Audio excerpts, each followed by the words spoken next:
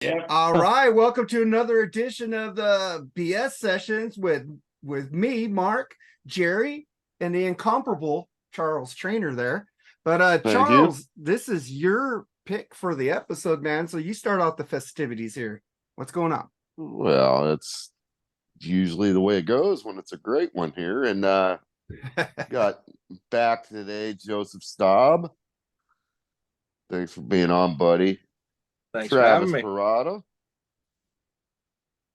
And last and certainly not least, one of my favorite guests of all time, my brother in blue blood of Manchester love Oasis, Eddy Cannistraci from the Rock All Over You podcast. Welcome back, buddy. Hey, love being here. Right on. Right on. Like I was telling you earlier, Awesome. Charles, I was watching an episode on Netflix. It's called something about pop, and they did country pop, and then they did Brit pop, and they went all into that Blur, freaking Oasis battle, and how Blur went freaking grunge with the song too, and they went all through that. How Brit pop had a short lifespan. I didn't know. I thought it was still going.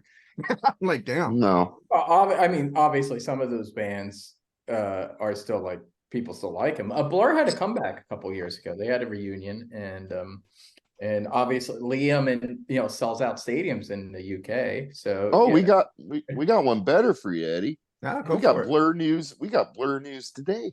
Oh, there's Blur Oh, dear. today. Oh my god. Yes, today. Back in the mid-90s. I'm glad you guys can enjoy that. Wait till the BS comes. Oh, you will love it because I know I'm gonna love it. Ah, Mark ain't gonna love it. The hairband fucking people ain't gonna love it, but I'll love it. Can I ask you a Melodic question? Wait, I want to know, Charles, why do you have Obi-Wan Kenobi behind you? Because Mark's under the belief that Spock would beat Obi-Wan in a fight. All he has to do is go like this. He's knocked out. He's He's dead. not even gonna. He's gone. He's not gonna. He wouldn't even get that close. He wouldn't get that close, dude. He will here's get the that thi- close well- because if it's a fight and they don't know he's getting a fight, Spock can just come up behind him and knock him out. There was a walrus creature that tried to do that to Obi-Wan, and he lost his fucking arm, if you remember, in a cantina. And this is when Well, he's old.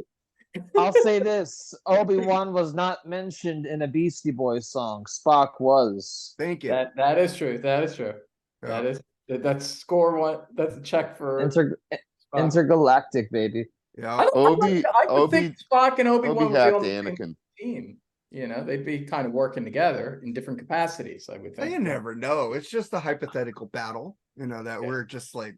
I made some AI photos of it, sent it to Charles. Oh, no. Spock is holding his freaking lightsaber against him. Yeah, that would never happen. Vulcans are like 100 times stronger than humans. Spock couldn't even beat Grievous. Hey, Jerry's favorite girl. Who did she beat? Darth Sidious? Freaking Ray? A girl who hasn't been trained in the Force beat like the badass of fucking all Star Trek land. Jerry's either That's not protest or asleep. Jerry, Not canon. What? Huh? we were talking about Darth Sidious. Ray Are we beat him up. done? Are we done with this? Okay. The nerd What? talk. Talking about Ray. Ray beat up freaking Darth Sidious, dude. Hey, Who when gives we a start shit? talking about Disney Star Wars, that's when I'm out. Like, Who I'll cares? get Lucas shit. I just think she's. All right. I just think she's fine as hell. Well, let's get to the BS before Jerry passes out here. Please. I'm gonna go with let's see, where is it? Go with the Blur news. Oh, well, I was gonna go with the Guns and the what is it? The Def Leppard thing. No, listen to Charles. It's a smooth. Go ahead, Charles. You start it. What are we doing? What's the BS? Well, over the weekend, I sent the photos around. Motley Crue, Def Leppard put about 800 people in Wembley Stadium. And the next night, for the next 2 nights, Blur filled the motherfucker up by themselves on a reunion show. And Mark was like, prove it. I didn't say Well, prove it. we had a member of the community that was there. I don't want to name him. Just check my post, who confirmed it. That Dude, I nobody didn't was say really prove there. it. I for said maybe they're getting beer Motley. before the first song. No, Then he showed it again. no. I go, oh shit, it's true. No, you live in denial. You're a Motley Crue I do. lover. I You're gonna am go not a see Motley him again. Crue lover. I like Def You- Leppard. I don't well, like. they didn't do shit either. Well, were because there Motley too. Crue was on the bill. Yeah, right. Def Leppard Now usually does great Blur, business in England. that flash in the pan band I got never back said together that. and filled that motherfucker up. Wembley Stadium. There might be the fact that it's been a while, like Eddie noted a few years ago, they got back together, but apparently they are back together and they're going to be doing something. They got a new album coming out soon. Yeah, but they're as well. huge. They're huge in England. They were like number 2 after Oasis in the mid-90s. Yeah. They never, with the exception of that number 2 song, they never really crossed over big here. But in England, they had lots of hits. They were a very big band. Massive. Yeah, I would say, and then like Pulp was probably number 3. It was probably like Oasis, Blur. Yeah, and Pulp like is, unless you're like into indie rock or alternative rock. Verve, maybe. Verve too. Well, Verve did have that one crossover. I like Lush too. Yeah. Oh, Lush is awesome. I love Lush. Period. I love a lot of that music. I was into it when it came out. That was, I was very into all that shit. It's good stuff. I thought, I thought I was one of the only people that knew about Lush. So that's so cool to hear about it. Hear about that. Well, I band forgot being about talked them until I watched that today and go, I like that band. I Yeah. need to listen to them. Yeah, I think Sweetness and Light's a great song. I love that song. Yeah, I need to listen to them again. But the bigger thing, has the Motley Crue bullshit finally caught up with them? Hopefully. I think so. Probably not in America though. Def Leppard and Journey need to go back out together. Fucking drop that scab fucking Motley Crue out of there. Can't even sing. Right. Well, they're going to be doing gigs in the States here soon. Yeah, we'll see how that does. But Another leg. I think people are burned out of Motley Crue now. If it was Def Leppard with another band, it'd probably be great. But Motley Crue. The thing is, I think in the U.S., Def Leppard's kind of burned out without another band. Well, I think they all are. all those artists. Well, like especially like, I think, of when I saw that Def Leppard Journey show a couple of years ago, I mean, the place was packed, but they were there for Journey. They weren't there for Def Leppard. Oh, Def Sad. Leppard closed my show. Everybody was there at the Forum in LA for them. So Journey closed the show I was at, and the crowd was way more into Journey than they were Def Leppard. they were more into Def Leppard here. I know more people into Journey than Def Leppard these days. Yeah, and Motley Crue more than Yeah. Def Leppard in America. Yeah. No. I think I like more Motley Crue albums than you guys. probably. Well, I would put an arm on it. Well, I wouldn't lose mine like because Def I like Leppard. New No. Tattoo, and I know Charles doesn't like New Tattoo. Or That Jerry shit's doesn't like New terrible. Tattoo. No, I think it's a bad. great album, except for that one band, first band on the moon. That's fucking terrible. No, But their no. cover of White Punks on Dope is fucking amazing. I love it. No. I even hate the original version of that song. What? What's wrong with you? The tubes A lot of rule, things, man. You're not a beauty man. Begins and ends. That's it. Yeah, that's it, man, right there. What Joseph's got. I'm more of a Def Leppard fan than a Motley Crue fan. I like Hysteria. I've said it before. Yeah, You should have been on that episode, but that was a drunken fest. That episode ruled. I think that's my favorite episode with me, you, and Lee, Charles. And Yeah. you were just that one in the Guns N' Roses Illusions episode. That was so fun, man. I even listened to those over and over, man. Fucking funny. yeah. But I mostly like that album due to like nostalgia, just No, like not me. growing I up like listening it. to that. I was I already, like it, but Throwing my up favorite- listening to it. my favorite's High and Dry though. Definitely High and Dry. Well, That's the best one. High and Dry is the best Def Leppard album. There's no denying Yeah. that. No, it's Mhm. Pyromania, then High and Dry. No, it's high. No. I go I for can't. Pyromania. I can't argue with Pyromania. By the way, that was a great episode, Edwin, for Pyromania. Oh yeah, that was fun. Johnny Yeah. Vogue. I loved it when you played Silent Lucidity at the end. That was great. I listened to that whole episode on a walk one day, and I probably looked like a nutcase just walking down the side of the road, cracking up listening to that show. Yeah. He's a madman. Ooh. Yeah, that's like the funnier one. And I then- probably Johnny Vogue is 008 awesome. 1-2 is probably the funniest, but the Pyromania is like a close second. Yeah. Yeah. Yeah. And then we that get was to good. get to another BS thing. Charles Manson follower Leslie Van Houten or Holton released from a California prison. Who wants to go Yes. first on this? Yes. Go. I don't know. Oh, I was just like, yeah, because I mean that's part of my kinfolk, you know. Yeah, Charles Manson. The Chuck Charles. Yeah. shit. God dang, I should have wore a fucking bulletproof How vest many today. years? How many years 52. was she 52. in? Right. 52. But she should have got the well. death penalty, but California stopped it at that time. So y'all let people out for everything. So who Yeah. cares? What's the difference? they let my wife's brother's murderer out after 30 Yeah. years. He's supposed to get 50. Yeah. So But she was one of the killers, right? yes. Yeah. Well, of the Bianca murders, not the. Yeah. She wasn't the one that killed Sharon Tate. She No. killed a couple other people. Yeah. That's sad. Sharon Tate, man, was hot. Beautiful. Yeah. That was Tex, wasn't it? Yeah. Yeah. Yeah. When Susan I don't Atkins- know. I mean, it's the way the world's going, man. I mean, in the West and California and New York especially. And then they'll pass emergency decrees. This is kind of a political thing here, Mark. So I don't know. No, I'm just What can you say? saying. No, it's a I don't know murderer. what to It's a say. murderer thing. I'm not talking about who let her out. I'm just saying it sucks that she's out. That's it.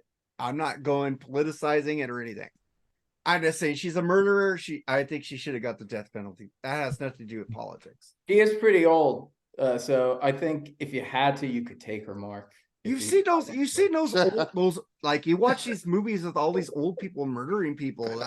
She's still pretty strong, man. Yeah, I think I could take her down. I think You I could. could Oh man, and all right, let's get to something else, man. Hey, Edwin, I wanted to ask you about this. The actors are going on strike. The writers went on strike. Is this The affecting writers your are still on strike. strike? Yes.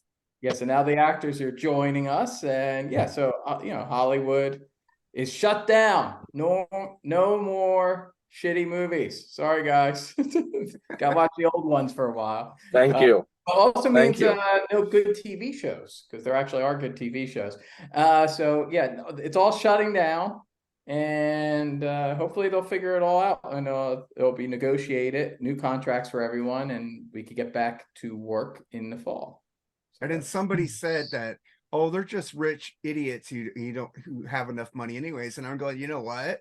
There's people like people who don't get much acting jobs. It helps them. It helps the B-level actors. It's not just about the A-list actors, man. Yeah, all the way down, just Yeah. down to people that have just bit parts and on TV series, and Mhm. it's a living. It's a living, Yeah. and like I mean, I don't want to get too into it, too political, but it's a living like any other living, and people have a right, to strike for better conditions and to not get replaced by robots. I agree with you. I'm with both the writers and the actors. Fuck Hollywood. Bunch of assholes there. They make enough money. And I think my boss said something about it today, and I'm not going to say anything because I do work for the mouse. So I don't think it's CGI Tom Hanks and CGI Harrison Ford could only do so much. They can't be in every movie, so they got to actually hire real people. last and Indiana Jones bombed, so maybe they needed the CGI. it'll do well overseas. That's the thing. No, it hasn't. It really hasn't. It's not even doing well overseas. No. Oh, Did It's anybody like- ever see? Did anybody even see the latest one yet? I will see it, but I'm just gonna wait. Now I'm gonna wait. I'm gonna wait for the new Yeah. Flash. Everybody has said that new Flash movie is awesome, but it bombed at the box office. And I think it's that because bomb too. I don't pay it attention. bombed. Yeah, the Flash The bombed movie- too. the movie business Maybe is- maybe that's why these movies are bombing. Because even me, a movie lover, doesn't even Yeah. pay attention to these new movies now. Well, fucking Michael I- Keaton was back as Batman. yeah, but it's not all just him. He's like That right there is worth seeing just by Yeah. itself. Yeah. Like if they made just a Batman movie about if it was like The Dark Knight Returns, the Yeah. Frank Miller comic book about an older Batman, it was Michael Keaton, I would actually go to see that. 100%. But they do that. Instead, it's like him as a supporting character in a Flash movie. Yeah. Yeah. I'm too So is busy it not watching my stream- Criterion movies to care about what's coming out of theaters Is it right not now. Right streaming? on, right on. Is it not streaming yet? Flash? No. Now, Probably see, will that's be what's for $20 a pop. yeah. That's Well, that's- affecting movies yeah. too, is people are waiting on streaming anymore. Well, yeah, like the new Indiana Jones, it's released by Disney, so it'll go on Disney Plus in 6 months. So I'm waiting for right. it. I'm not. People don't but want to the go to thing that theaters like I'm that gonna anymore. Really. argue with you guys on this shit.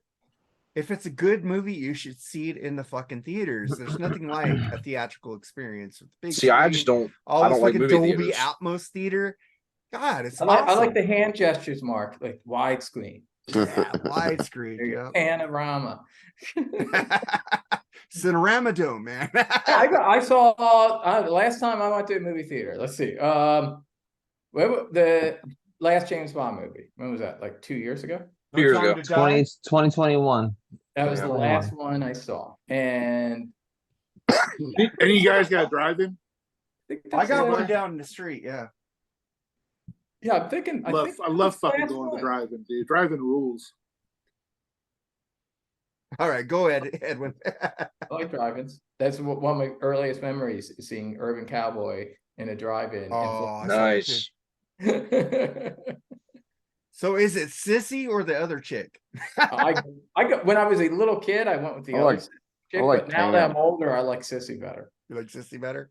Yeah, she rides the What? bull. She's good. She cleans up his trailer. She's a good woman. I like Officer and Gentleman also with her in there. Yes, yes, she's sexy in that too. I Yeah. love Deborah Winger, and she's a great actress. She's one of my favorite actresses. I have nowhere else to go. Yes. Good movie. It's a good movie. I Good like movie. it. I like, Wow. I love Urban Cowboy and An Officer and Gentleman. I do She also- too.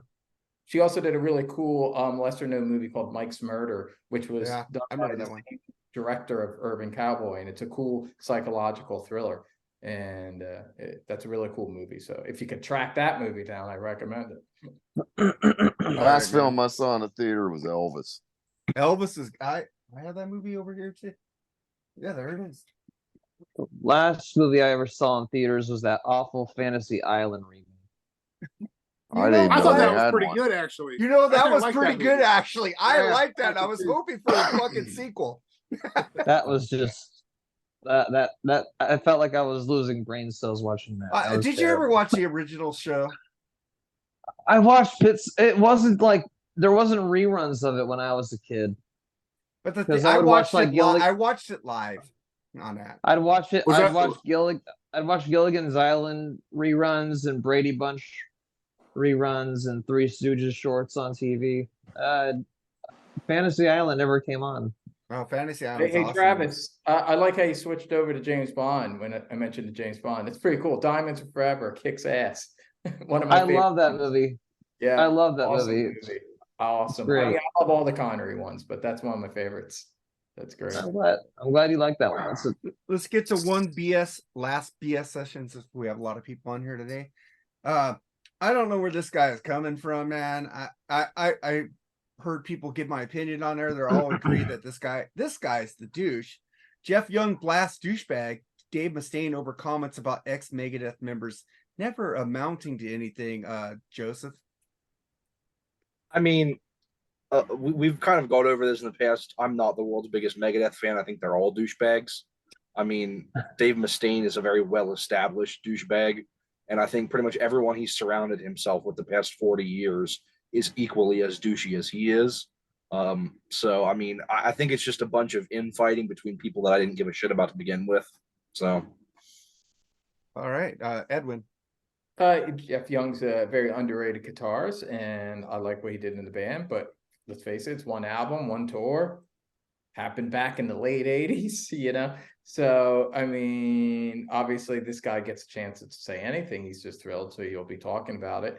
I mean, I don't know the exact quote, so and things are taken out of context, so I don't want to weigh in and throw some shade at Dave Mustaine if he was taken out of context. I mean, if he did say they amounted to nothing, that's kind of a dickish thing to say, because who's to say how do you value things? Is it all money? Is it all success? I mean, maybe he had a really rewarding life. Who knows? You know, but then again, I don't know if that's really what he said, because things are taken out of context all the time by the media, and you can't trust stuff, and they always want to start controversies and fighting and, you know, all the shit Axl Rose was singing about and Get in the Ring. It's a Yeah, shitty I love song, that song. but the Pearls, point you didn't like that. the point is solid. No. It's a shitty song, but a solid point you made. I love that song. Oh man, it's horrible. Terrible. even glad it even the exists. even It's the funny. opening guitar lick is lame. Oh, Yeah, I like getting it right,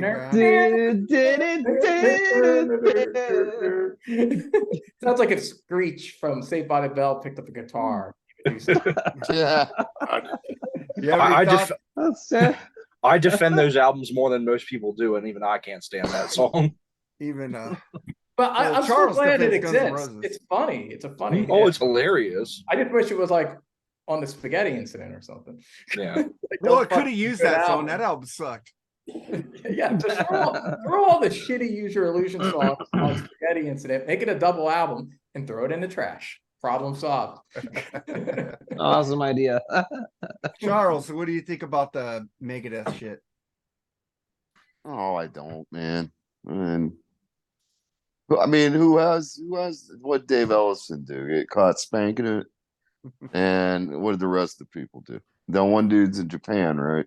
Yeah, Tearing it up. Marty Friedman. Yeah, I mean, AKA the that's dude in Japan. the dude in Japan, man. J-pop. I mean, Megadeth will be here next week. All right. You have any So, I mean, but still, You're I don't going, know, right? man. Trying to, yeah. I Trying to hope you figure do, out a way man, to get because there. I would like you to give us a concert recap on the podcast. That'd be awesome. Megadeth, Creator, and Sacred Reich. Nice. I have a lot of Sacred Pretty- Reich. pretty I like cool. them. I'd go for the other No. two, definitely. Yeah. You like Yeah, Sacred it's Reich? like I like Sacred Reich. it's like Sacred Reich is 48 the bucks band to that get I'm in. not- That's a pretty I'm good not deal. caught up on, man. I love Creator though. Oh, Travis, anything about the Megadeth debacle? Oh, definitely. Look, I like Jeff Young as a guitar player. I think he's great. And I honestly, like, after I heard So Far So Good, So What, the Sea of Tranquility channel, Pete Pardo, he used to have Jeff Young on certain episodes. And Jeff Young quit because a lot of people in the comment sections were making fun of him, just saying that he's just a washed up guitar player that was only on one Megadeth album. And Jeff Young is always like, I just think Jeff Young can just be a whiny bitch sometimes. But great guitar player though, but it's not worth talking about anymore. It's over. He's out of Megadeth. It's been so long now. He needs But to get over We also himself. have Ellison talking shit about Mustaine. So Mustaine's Well, he's trying to very- get he's back very- his own shit. Well, Dave Ellison is very hands-on about that subject. Oh yeah, he is. But Jerry, what do you think about that shit? I don't give a fucking care. Both of those guys would come back to Megadeth in 2 seconds if Dave Mustaine asked them to. All right. I'm waiting for Chris Poland. Well, me Just and like Charles, me and Charles Just like think Mustaine. Yeah, Mustaine would go to Metallica in a moment's notice too if they asked him. Yeah, I was just gonna cue you on that one, Charles. Good job. Oh yeah, Totally. he would cancel every single Megadeth concert for the rest of eternity if he had a I chance to still play disagree one with you show guys with on that. Metallica. I still disagree with you guys. I don't think he would, but we'll never know. It'll never happen. Dude, they just add him to the band, dude. Have They would two- never do it because they're too have two successful without leads him. and two. Yeah, they That'd would be awesome. I mean, they can add a They Janet wouldn't even Pierce to the done band. it Yeah. back in Ride the Lightning. They wouldn't have brought him back. But they had Especially fucking. after they become the biggest fucking metal band of all time. They could be Leonard Yeah. Skinner. To You know trade who would off make leads. Metallica and Megadeth even better? Janet Garris, man. Yannick Gears, yeah. The best guy who hits you in the head in the front row. And Dizzy yeah. Dean on a rhythm. There he goes, Dizzy D Well, again. Well, yeah. Well, didn't Yannick Gears help out Motley Crue during those early 2000 shows? Didn't he come out on the stage on like a stripper pole during Glitter or something like that? That And would and be then you can cool. have the bassist from Rat. What's his name? Juan Juan Crucier. Crucier. Ron Crucier. Yeah, you can just do his little crab walk dances too. Dude, Ron I Crucier understand- rules, dude. He gave some pizzazz to Rat, man. I always Like a assumed, razzmatazz. like that Motley Crue. Take it had- outside. Motley Crue has a metal band playing behind the curtain. Like I just Probably. spit up all over myself. The greatest Charles. band of all time for just lousy and weird stage presence would be Juan Crucier, Yannick Gears and Messiah Marcolin from Candlemass. And Gary Sharon. Yeah, I was just gonna Ah. say Gary. Oh yeah, That'd be Yeah, I want awesome. Hey, at least that other guitar player can play. Juan Croucier could play bass. You know, I don't know if Yannick plays.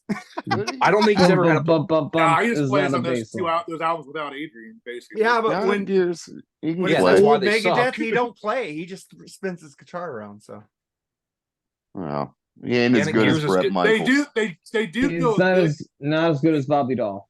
they do By a good far. poor job. Bobby Doll. I feel sorry. Three For guitar him. harmony and rhyming the ancient mariner. That sounds really cool when they do that. But other than that, I don't know what. Yeah, I was gonna say I don't Bass think is high, Yannick Gears' he's just guitar twirling has his been guitar plumbed over since his head. 2000.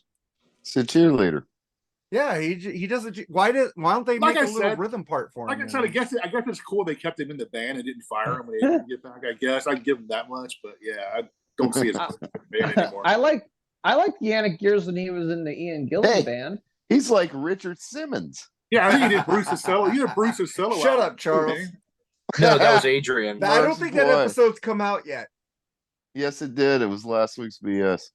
Oh, Richard Simmons. Okay. You declared your fandom of Richard What? Simmons. I said he was Hello. funny. I said he's funny watching those older. Funny? Hi! It's funny. It's not nice to say about him. Comedy. Yeah. You know, Richard Simmons. sweating to the oldies. You know, shit like that was pretty cool. But let's get to one. Let's get to a BS story that Charles called, and I agreed with him that day. Ozzy Osbourne pulled out of Power Trip, and Judas Priest replaced them. I think we all knew Priest was going to replace him. Charles, you called that out first. Yes, I did. Well, he said real good friends of his in the post or whatever he put out there. I'm not happy that everybody's saying switch ACDC or no, switch Priest with Maiden. So Priest and Maiden can play together, and ACDC and GNR can play together. No, You don't I want want Maiden. Maiden under Guns N' Roses on that bill for kicking them off that fucking tour. That's right. It's called Revenge. now. Revenge of the Sith. Richard said. I ain't going anyway. They charge too much for that. I'm on a call. Who's talking in the background? Travis Not has me. got a collect secret meeting there. I don't know. Travis, we can hear you, dude. Go ahead, Charles. I was just saying I don't want them to switch the bill Hello. in any way, but Okay. I'm not going. This is why you got to buy the whole damn thing to get in. You got to buy all. You 3 got to buy all days the or tickets. I whatever. think it's like cheapest is $5.99 because you got to buy all Yeah. 4 dates. And That's they a were lot. saying that you need to that they're probably to promote. I've seen there was tickets on Groupon for this. So I'm just saying that's where I got my foreigner tickets. Groupon, $25 a ticket. I don't fucking care. But if I had my brothers, I would go the night it was ACDC and Priest, though, That would be killer. not GNR and why wouldn't it go for Metallica and Iron Tool? Maiden. I'm gonna I see would go for Metallica that. anyways. Well, yeah, that's true. I would like to see Guns N' Roses and AC/DC. That'd be my day I would go to if they let you get days. Because I love AC/DC and Guns N' Roses would be a fucking good concert, damn it. But they're not playing on the same day, Mark. I thought Guns N' Roses and AC. No, that's what Maiden. everybody Oh wants. no. Yeah, they should. That's what everybody wants. Who's playing with a Maiden, It's right? I go Maiden. to Guns N' Roses and Maiden. So would I. I'll go Priest to and ACDC AC/DC. I Priest. mean, Mark Maiden's would one be so of much my better. favorite bands, so it's no brainer for me. Maiden is I'd still rather- amazing in concert. And no matter what you guys say about that new album, I see they played 4 songs from the new album and nobody went to the fucking restroom. Just let you I know. saw them live last year. I was not impressed. Oh, I was. Bruce is What awesome. happened? Bruce is a pimp. Flamethrowers, dude. Fucking People bringing their lightsabers to the show. lightsaber, fucking mosh pit. That was fucking Right on. awesome. But Lightsabers for life. But I mean, honestly, I think everybody and their brother could have seen this coming. As soon as they announced that Ozzy was going to be on this show, everybody and their brother knew he was not going to be playing. I think we all said that on shows. Yeah. that we don't think Ozzy's gonna actually do this. I don't think he should. No, I don't think he should ever play another show again. He should. Let him He should retire. prioritize his health. But why is Sharon's Sharon trying- Sharon's acting? trying to prop Why him is up in front Sharon of the acting like microphone. she Yeah. doesn't want to push him on to tour? He said, "Take it easy, Ozzy." Why is Sharon actually telling Ozzy to stop? No, she's No, 100% she the would reason prop- that he. She would prop him up in the microphone in a minute if she could. Oh, yeah. But she's saying he doesn't need to play anymore. She just said I that. guarantee, Bullshit. Mark, she's still his manager. There's no way that he knew he was even being booked for this shit. She put him on this show until he was fully aware that like he Ozzy could not said do that it. he does not want to stop until he'll die on stage. That sounds like Okay. Ozzy, not Sharon. Here's my thing. Every time one of these statements comes out from Ozzy, you never see Ozzy saying it. It's all just posts. I It's all did, just I words did on a hear him page. say that he would die on stage. I heard his voice say that. All I know is Gross, with huh? all this stuff with him canceling the Power Trip Festival, none of it ever came out of his mouth. Well, that's true. It's probably a pure calculated thing. But Sharon was saying that she told Ozzy not to do it anyways. But I don't know. No. So what do you think about this, Edwin? I think, listen, nothing against Ozzy, but that date, Saturday night, just got infinitely better. Judas Yes. Priest still sounds great. Plus, that calls back to the historic 79 Highway to Hell tour in Europe, where Judas Priest was opening up for ACDC. So the fact that ACDC and Priest, two of my favorite bands, are actually going to be playing together. If I'm in California and if I can get a scalp ticket, I will that month, which is possible. I might be returning back for the fall. So Awesome. we'll see how it goes. It's a hot ticket, and they're ACDC, and obviously, I mean, it's a big deal. I mean, because ACDC hasn't played since the Rock or Bust tour, so it's Brian will be doing it since his hearing issues and stuff like that. I hope they do at least one power up song. I mean, it's too bad. Like, I feel like we were robbed of a power up tour, because like that, I feel like would have been an album that they would have played a lot of songs from when it was new. Like, I feel like that would have been like a 5 new song album, kind of like the Razor's Edge was back in the early 90s. But because so many years have now passed since that album, I feel like it's going to get a little forgotten in the shuffle, unfortunately, because that album kicks ass. But still, to me, it's Priest to ACDC. I mean, and Metallica is always great live, but I'm not the biggest Tool fan. So, but that makes sense for Metallica. I think Maiden's a little bit of the. I don't know. It's hard to say. If anything, Maiden could have been good with Metallica as well. I think Maiden and Metallica would have been a good group. Guns N' Roses, Guns N' Roses, AC/DC could work, but they're both like, they're obviously 3 biggest bands are AC/DC, Metallica, and Guns N' Roses. So they're offsetting them. It's essentially the A team and the B team, in terms of general fans, with the hardcore fans. So I think they're trying to spread that out a little bit. I think Tool just sticks out like a sore thumb on this. They have a really fervent live following.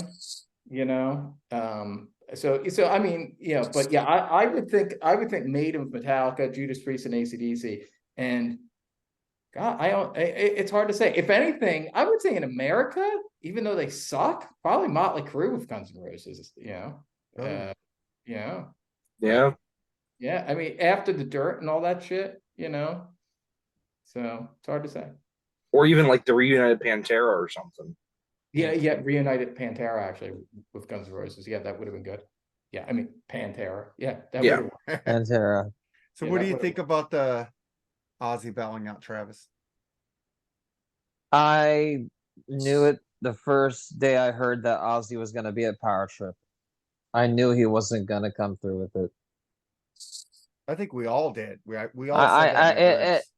It's just when he said, "I'm not coming now," I'm like, well, no fucking shit. He's not going to be there.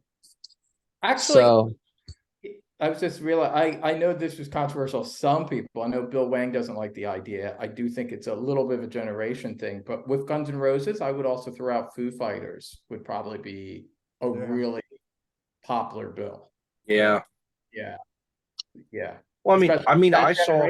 Actually, I think ideal would be Maiden, Metallica, Priest, AC/DC, Foo Fighters, and Guns N' Roses. Yeah. That from just looking at numbers and how the bands would probably pull in people in the generation, that would probably make the most sense. I'm surprised Foo Fighters weren't brought in, especially since it's a California thing and Dave is out there. So I'm a little surprised. They look like they try to keep it hard rock metal. But you know, Foo Fighters are contemporary. I mean, contemporary. They're bands since the fucking mid-90s. But I'm saying they're hard rock. They're hard rock. Yeah. I love respect Chili Peppers. Bill Wang on that one. Foo Fighters are a hard rock band. I mean, what's Chili your Peppers rock would be band? cool. rock? They're not pop. Yeah. Yeah. Yeah. So Travis, any more? No, that's it. Jerry, What? Ozzy pulling out. He should have pulled out years ago. But I go ahead. mean, the dude. I mean, come on. I mean, everybody, like I said, you guys said, everybody knew this wasn't gonna fucking happen, dude. I mean, come on, man. Ozzy, just fucking bow out, dude. Retire. Enjoy your fucking retirement, dude. You know, Yeah. I think Sharon's trying to prop him up in the microphone. I think trying to get some more money, ring that towel, bring in some more cash. I don't think she cares But, anymore, dude. Trust me, she he would- does. He wouldn't be doing any of this stuff if she didn't care. Okay. If she truly did not want him on stage, he would not be going out on Well, stage. because he cheated on her, so she said, "I'm going to make money off this Yeah, bloke." well. She cheated on him. Yeah. I don't know this shit. You know, I'll tell you what. like I say all the time, it's hard to give up something you've done for 50 plus years. I get that, you know what I mean? But you know, there comes a time where you just got to go, man. You know, She so banged Randy Rhoads. Ooh, shit. Was he that She hard did. up? Aunt Randy Rhoads looks like he could get anyone he wanted. She went for It's Sharon. a power move. She's the fucking boss. She's the That's man. right. Yes. Oh, Yeah. shit. She said, "I'm gonna fuck you, so you're like beholden to me." I don't know. I'm sure she fucked all his guitarists. Brad I have- Gillis, fucking Jakey Lee. I'm sure Zach. I'm sure she fucked them all. Part of the Mark. initiation. Maybe that's why Don't join Brad the band Gillis without slept and fucking said, Sharon. Brad Gillis was offered to stay in Ozzy. He said, "Fuck that, I got Night Ranger." So Yeah. Yeah, he went back to nerd rock. fuck off. That's why. Trust me, he's Like- probably made more money going back to Night Ranger than he ever would Yeah, with that's Ozzy. Exactly. And he didn't I have know. to fuck Sharon Osbourne. So Yeah. there, That's why Right. he said, "Fuck, I'm out of here." Brad Gillis. And I'll is tell the you only what. one, man. I saw Night Ranger live last weekend. Brad Oh. Gillis looks like he's having the time of his life. So does that mean that Zach Wild fucked Sharon too? Yeah, all of Probably. them, dude. All of them. Ooh. Probably. Yep. it makes her a pedo because he was That's like, part of the audition. Yeah. Oh, Let's just say they all pulled a crazy train on her. oh my God, this went. But Mark, you know who's not a power trip? What? LA Guns. Okay, I whatever. I would have liked Ghost to be there. Oh God, I would have That would have Ghost. ruled. That would have ruled. You picked a good one there. 1 month, dude. 1 month Who? to the day. I'm going to Who? see those. Ghost. Who? Not LA Guns. I The, mean, the EP Ghost you actually- guys all hate? Okay, it's cool. Ghost See, headlines. Mark, major we're places. allowed to hate things from bands. Dude, we it's a love. Yes. fucking So do I. cover songs. I dude. They're hate fucking cover a songs. lot of fucking albums by some bands I love. I Do don't you like hate any Tesla's Van Shock Hagar? album. What's That the album problem? sucked. What are you bitching about then? Do you You don't hate like any one Van album. Hagar album? Do you I hate a think Van Balance Hagar is the album? weakest. No, but there's a lot of songs on Balance I like. So no, I don't hate Balance. any Van Hagar album. See? I like 51. just- I like Fuck the Best and then 51 52nd. That's just super. And then OU 8 2/3 and then Balance Super. 4th. Thanks for asking. Charles, Super. what are we Oh, we doing? haven't talked about Extreme yet. What's up with Extreme Yeah. lately? Extreme wasn't part of the BS. It took us 41 minutes to get to playing all the greatest hits. Yeah. Jerry brought that one Okay, up. guys. So let's get it. What are we doing, Charles? This was your pick, man. We're doing the US version of ACDC's High Voltage against Aerosmith. Get Your Wings. The track battle for battle. And I'm curious about your thinking, Charles. Did you put these albums together because if you think of it in terms of their Australian releases, this is actually High Voltage really is more TNT, their second album, so it's kind of like two albums, or is it just random shit? I was drunk and had to come up with something. It works. So there, I gave you some logic behind it. In a sense, Yeah. it needs the second album. I did find the Um, last track for you, though. Yes, you did. I was put on the spot. I need to hear the Australian version though. Well, it's essentially TNT. It's not really High Voltage. High Voltage Yeah. is like 74 Jailbreak. Most of the songs are from that. We'll talk about it when we get to the 2 songs. There's only 2 songs from the Australian High Voltage on this, and they're towards the end. Most of it is pretty much the album TNT, which is their second album. And then like Dirty Deeds Australian. I need to. Yeah, and that was their third album in Australia. But in the US, because the first one didn't do so well. High Voltage didn't do that well, and Atlantic just said, you know what, this album doesn't sound that different.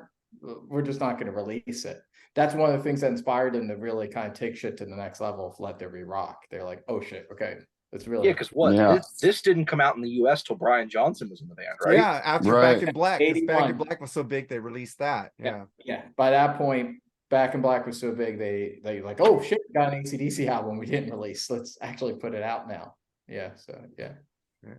And the thing about that Dirty Deeds Dunder Cheap album, like if you didn't know who ACDC was, it looks kind of like a new wave looking album cover. It does. Yeah, weird thing is I always assumed, because it looked new wavy, that was just some thing Atlantic slapped together in 81. Yeah. But no, that was the international cover back in 76, and it was actually done by Hypnosis, who did all the Pink Floyd like album covers and Led Zeppelin. So I guess if you get it now, I guess it's more like progressive. It's kind of a prog rock. Yeah. I always love the one with I prefer the one with Bond with the giant muscular arm and Angus just in the background flipping the bird.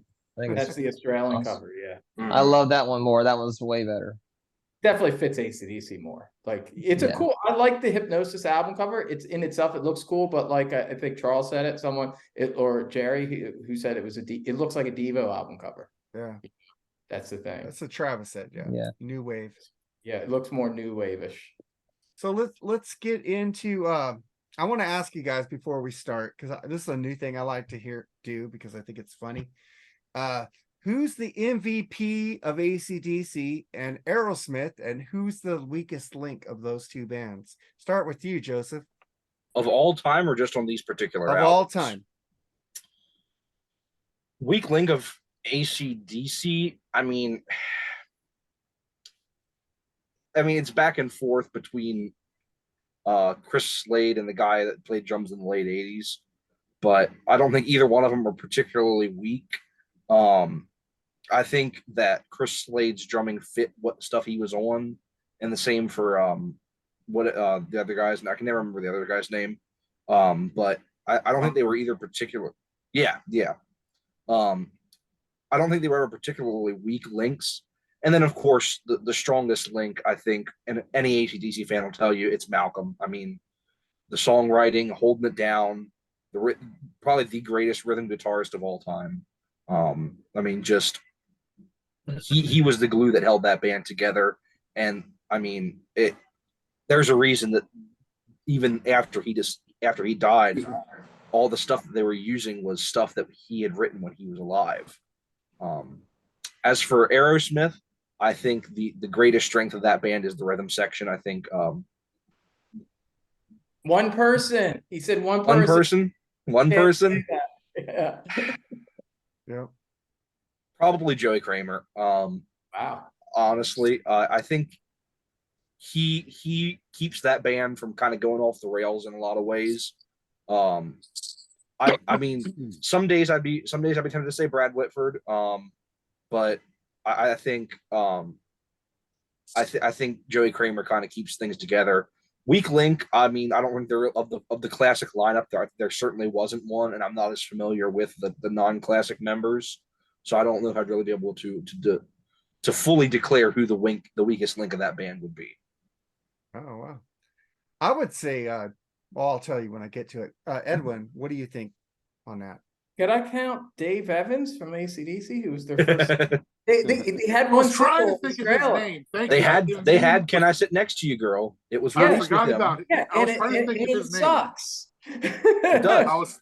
I'm sitting here. What the fuck is his name? And thank you, Edwin. Yeah, so I'm going with Dave Evans. If we're counting him, if we're counting only like American releases, then Chris Slade. I'm not a big fan. So it sounds like a drum machine to me.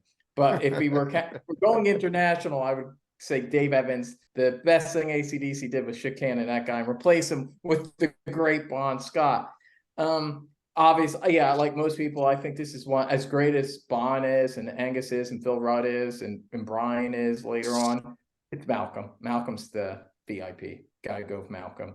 So that's an easy one. Aerosmith's a little harder because those 5 guys in the original, they're all motherfuckers in the best sense. I mean, they're all really, they bring a lot to the band. I agree, the rhythm section is very underrated. That being said, yeah, I probably say Steven Tyler is probably the strongest link in the sense that his voice defines the band, and even Rock and a Hard Place didn't have Joe and Brad, and that album still kicked ass. And yeah, I mean, Joey Kramer and Tom Hamilton were a big part of that, but I think Steven Tyler is just a really amazing vocalist and an underrated lyricist in the 70s. So I think he's probably the strongest link in the band. Week's tough. I mean, could I count Rick Duffy? Sure. Go for it. Rick Duffy, because he didn't even play on any fucking albums. He just played live, though. He didn't actually play on Rock and a Hard Place. Got hot daughter. Okay, let me think. Not Jimmy Crispo. Jimmy Crispo's underrated. Oh, it's tough. It's tough. I don't want to. Just say Rick Dufay. We could all say that. Okay, Rick Dufay. I'll say Rick Dufay if I can. Yeah. Well, what about you, Charles? ACDC most valuable in the era we're looking at, I think, would have been Bon Scott. And least would be Dave Evans. Easy way out. Aerosmith. MVP would be the tie is, I think, Steven Tyler and Joe Perry as a tie. Toxic Twins. And the least valuable would be Cocaine. That's a good one. Damn straight. Depending on the Damn album. straight. Yeah, true. Could be a good thing or a bad thing. I don't So know. hard to pick an Aerosmith least. Well, it's like Kiss, Kiss, the MVP are the stupid fans that buy everything. That's the MVP. True story. All right, Travis, what about you? I'm All right, sitting in with the corner. AC I'm not sitting in the corner tonight, by the way, guys. Thank you. All right. Awesome. Probably gonna get some weird looks for this, and I think every member of ACDC is important to the sound. But I'm gonna go with Cliff Williams. He's a really good bass player and all, but he just does like simple bass, does dun dun dun dun dun. And I love Malcolm and Angus and Bon, but I think the secret weapon of that band is Phil Rudd. He keeps that groove going. He does like a simple drum beat, but then he just goes to that drum fill and it just makes you want to tap your feet. I think Phil Rudd is very overlooked in ACDC. I agree. When it comes to Aerosmith, No, I say he's my second favorite after Malcolm. Okay, cool. With Aerosmith, I'm also gonna go with, and now every member of that band is very important. And while I love the riffs, I think Joe Perry, he's just there. He's a good-looking guy, but the true talent of that guitar duo is Brad Whitford. The only reason Brad Whitford's not on magazines is because he looks like Larry Fine. But the weak link, We I love already you, said Brad. Joe Perry, but the best is Brad Whitford. Go with Brad Whitford. And he wrote some of Aerosmith's heaviest songs. Yeah. So there you go. What about you, Jerry? Aerosmith, the MVP is fucking Tom Hamilton because he fucking did the bass line for Sweet Emotion, one of the best bass Absolutely. lines ever recorded in history. And Uncle Salty too. Yeah. Least valuable player? Oh Jesus, man, that's a tough one. Rick Dufay. I'm gonna say Jimmy Crespo, not because he's not a talented guitarist, because he even said that, dude, you guys need to get fucking Brad and Joe back in this band after that album. So that's, I don't know if that makes him the least valuable player. I don't know. It's hard to, Aerosmith is tough for me. Oh, I know who the least valuable player is. Diane fucking Warren. Right now, piece of shit, I don't want to miss a thing. There you go, right there. Least valuable player right there. ACDC? Fuck, ACDC. Damn, dude. Malcolm, definitely. There's no ACDC without Malcolm Young in the beginning, in my opinion. Definitely the MVP. I don't know. Axl Rose could be considered an MVP of ACDC too because he was fucking outstanding with them. Damn. Fuck. Least valuable. Oh man. You can go with the Midnight Oil dude on the drums. You also, Chris Slade. Mark Chris Slade, I Adams. don't know, dude. That's a Who's the guy who played with Dio? That drummer. who played Midnight with Oil. Dio? I mean, Phil Yeah. Rudd's had some legal issues a few years Right. back, but doesn't mean Simon Wright. You don't like Simon Wright? He was a drummer. in Yeah, there, too. I don't know. Least I can't think of the least valuable player for ACDC, man. I'm sorry, so I got no answer on that one. Yeah. The beds are burning, dude. He drums too, The man. time He's- has come. Yeah, man. He drums. He's guys, a politician. I Let's give like it the back. first two Midnight Oil albums. So I think we're all overlooking the biggest Aerosmith least valuable player, and it's those goddamn keyboard horns. I like Yeah. some of them. I don't know. That kind of works It sometimes. kind of works. Yeah, they did it the best. They work, but not when Motley they're Crue, not Motley when they're, Crue bastardized not when they're it. on this album. No, I was just saying Motley Crue didn't do it well. Aerosmith did, but None of them did it well. Jeez. I'll get to my AC/DC. The guy you see on basically almost every AC/DC cover. Without him, I don't. Even with the great rhythm guitar playing of Malcolm, Angus is your MVP of that band. He is the star in the schoolboy uniform, strutting like Chuck Berry on the fucking stage, like a madman, getting all sweaty. By the end, he's almost in shorts, sweating his ass off. It's fucking Angus Young, man. And the fucking weakest link is Simon Wright. Fuck that guy. And then I get to Aerosmith, man. Steven Tyler. I think he's the MVP of that band. He is the face of the band. He's the guy that everybody emulates. He's the guy people love. Joe Perry. People love Whitford. They love the rhythm section. And I'm gonna take the easy way out and go Rick Dufay as the least the least on that one. But fucking Angus Young, dude. He's on all the albums, dude. He's like he's getting stabbed with a guitar. If you want blood, you got it right there, man. You know that. And then on the back, he's on the ground. Angus is great. Yeah, no doubt about it. I still Blow go up your video. He's on the cover. Come, I you love know. that. That's great. Yeah.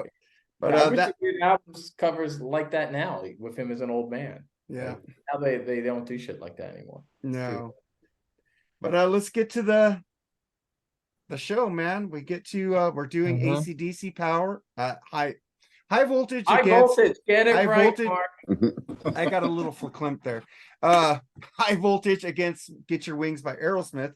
We're gonna start with you, Joseph. We're gonna do Same Old Song and Dance versus Long Way to the Top.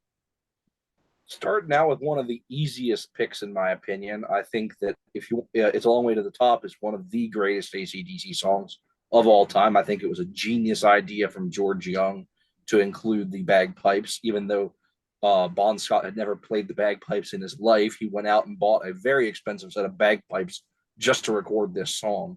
And I think it works extremely well. I think it's one of my all-time favorite AC/DC songs. And if you'll notice, Brian Johnson has never performed this song live, and there's a reason for it, because he realizes how important that song was to Bon Scott and how much of a tribute that song is to Bon Scott. And he's never played that song live, and I think it's one of the greatest AC/DC songs. On the other hand, I think Same Old Song and Dance is one of the worst Aerosmith songs. I've never liked that song. I have never liked that song. I think it's boring. I think it's one of Steven Tyler's most average vocal performances. I don't think he's putting his heart into it at all. I love Steven Tyler's voice. I love his vocals, but I think it sounds like he's just kind of going through the entire song. And I've never liked this song, which is a sad statement because I love the rest of the album. Wow, I feel better about saying I hate white punks on dope now. That's not even close to this. God dang, these are two powerhouse groups compared to the It's his Tubes. opinion, man. Can have his opinion. I know. But then we get to you, Edwin. I agree with Joseph. The first part of what he said. Yeah, I figured I'd be the villain on this particular song. it's a long way. Hey, it's your opinion. There might be later live versions. If you ever listen to that version on Classic Lives too, that really scorches. It's a little harder rocking. You might like that version better than this studio version. But anyway, it's a long way to the top. I think most people will pick that one anyway, and most people will be a little surprised by my pick. Because even though I love It's a Long Way to the Top, and I do think it's a classic, and the bagpipes are fun and all that, I'm going with Same Old Song and Dance. Actually, I'll tell you, Joseph. The thing is, I'm a big Stones fan too, and to me, this is. I mean, it's the first song that actually has Steven Tyler singing like Steven Tyler, because on the first album he sang like a big fat black guy. So now he sounds like a skinny, coked up Italian guy. I think Dream On sounds like Steven Tyler. A little bit. That's probably the most of from the first album. But to me, he's got a real cool kind of jazzy kind of almost quality to the verses. And it's not just that the lyrics are awesome. I mentioned cocaine. It has a cokey vibe to it. I like the sound of the production, the horns. Sometimes I'm hit or miss with horns, but I think they work here. And I just think there's kind of a deeper layer. I don't think that ACDC at this stage, they would be short. I would say with Let There Be Rock, they hit another level of musicianship and depth across the board, and with Bond singing and everything.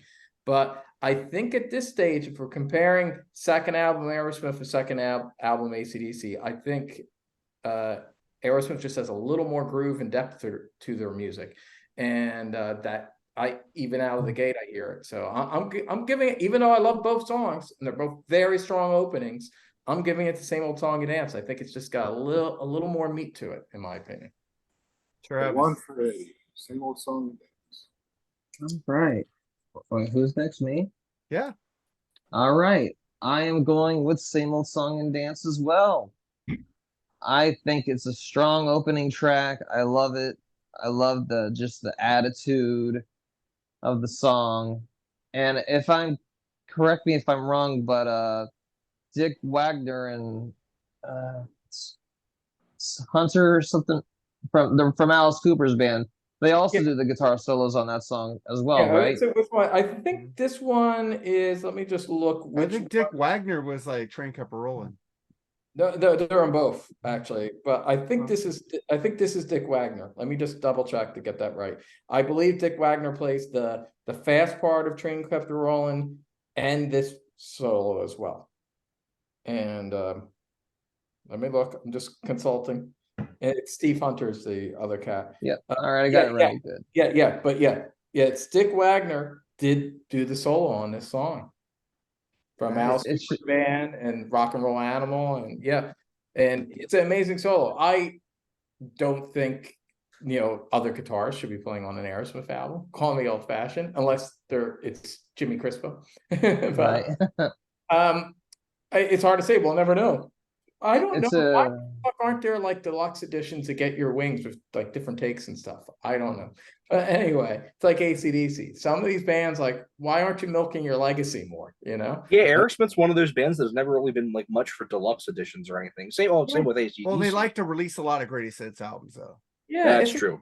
ACDC doesn't do that. I would love. I mean, because they're there. Obviously, Joe Perry did some solos that just didn't appear, that the producer, what's his face? Jim Douglas? Jack Douglas. Yeah. Jack Douglas. Yeah, Jack Douglas. That's right. Jack Douglas shot down. But you know what? It's like, years later, like we heard the Destroyer with Ace Frehley solo on Sweet Pain. I remember I listened to the first thing I thought was, that was good. Why didn't they use that? That worked. It worked, in my opinion. See, in that case, I'm so used to the Dick Wagner solo, I can never not listen to that one. Well, I mean, I'm trying to think of it like if you heard that for the first time. If you heard it for the first time, it's like, Ace did what he needed to do. I don't know. I think some of these producers are just dickheads. I'm sure what Joe Perry did was more than fine, but he just wants to put this extra polish on it, so he gets I don't know. I like, as much as I love this guitar work, and as much of a big fan I am, of Hunter and Wagner, I just don't think they should be playing on an Aerosmith fucking album. Should have been Joe Perry. Yeah. I can see Brad that. Whitford, that's just my opinion. So I disagree with the producer's decision to do that. Funny thing is, Joe Perry said in his book, he said, "Oh, the producer brought in other musicians to augment our sound." Joe Perry should work for politics. It should be a politician. That's a good spin. You mean, i.e., producer came in to brought in a guitarist to do your solo. That's what you mean. That's your job. And say what you will about Jack Douglas, he is one of the greatest rock producers of all time. Yeah. He is phenomenal. He is. And he did make Aerosmith. He took them to the next level. He totally did. But I just don't think he needed to replace. No, it was unnecessary to do that. And plus, the Rock and the Joint live version of Same Old Song and Dance is great too. It's amazing. Every time I've heard Joe Perry do solos on the two songs, and they're Joe Perry solos that got replaced, not Brad Whitford, because at least live he does the solos on their songs, and they always kick ass. He's always sounded great on them. So I'm sure he sounded great back then. Just Jack Douglas was just being probably douchey and a little anal. That's my opinion. But if you had to replace him, well, yeah, fucking Dick Wagner. He's one of the great session guitarists of all time. So yeah, it's a great solo. But yeah. So Travis, you picked Same Old Song and Dance, right? Yes, I did. Okay, Charles, Yes. your turn. Well, no, this would be interesting here because I really love Same Old Song and Dance. But I wasn't aware that was Scab Aerosmith. So now You didn't know that? That's an old story, No. dude. I Wow. don't Aerosmith. Dick I Wagner did love- that. I dig Aerosmith, but not on the level as some other people. So I don't know as much about their history. But against my favorite ACDC song of all time, Wow. obviously ACDC is going to win on this round for me. My favorite ACDC song ever, Bon Scott's signature tune, the only one they'll never do again without him being alive. Love it. So I have to take ACDC, hands down. ACDC's Long Way to the Top would be pushing a day in the life for me. Wow. So That's on some level strong of words love, right there, man. The Beatles. I love that song. Yeah. Awesome. Love it. So. Jerry. Yeah, it starts out with two fucking great songs, dude. I mean, the riff and Same Old Song and Dance is a fucking Perry classic. But I agree with Charles, man. It's A Long Way to the Top. It's my favorite AC/DC song, dude. I love that fucking song. When you're fucking cool when you can add bagpipes to a song and make it sound fucking awesome, and they do.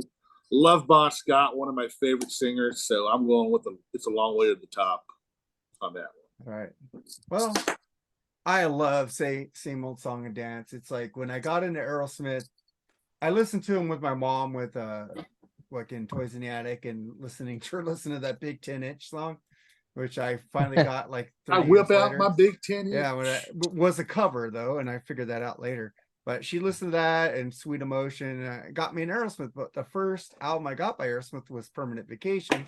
And then I went and got the Greatest Hits. Remember the red one? And I think it started out with Same Old Song and Dance. And I go, oh, fuck, this is stuff I'd never heard by Aerosmith. This is fucking cool. But saying that, Long Way to the Top to Rock and Roll is just fucking amazing. Come on, bagpipes, man. This is like one of my all-time favorite AC/DC songs against one of my favorite Aerosmith songs. So I'm going with AC/DC. So on that round, AC/DC took it 4-2. Yeah. So then we get to the next song, which is Lord of the Thighs versus Rock and Roll Singer, Joseph. Okay, everything I said about the last song, strike that, reverse it. Worst song on the AC/DC album, one of the best songs on the Aerosmith album. Oh, shit. So I'm definitely going with Lord of the Thighs on this one. Great, great song.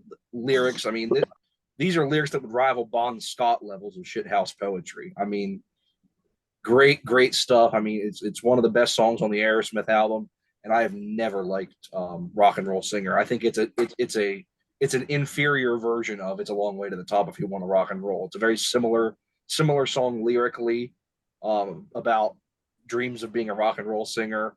and I think it's an inferior version of that song. So what do you think about it, Edwin?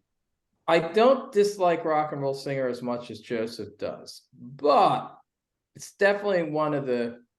Well, I'll say that it's the weakest track that's not taken from High Voltage, the Australian High Voltage.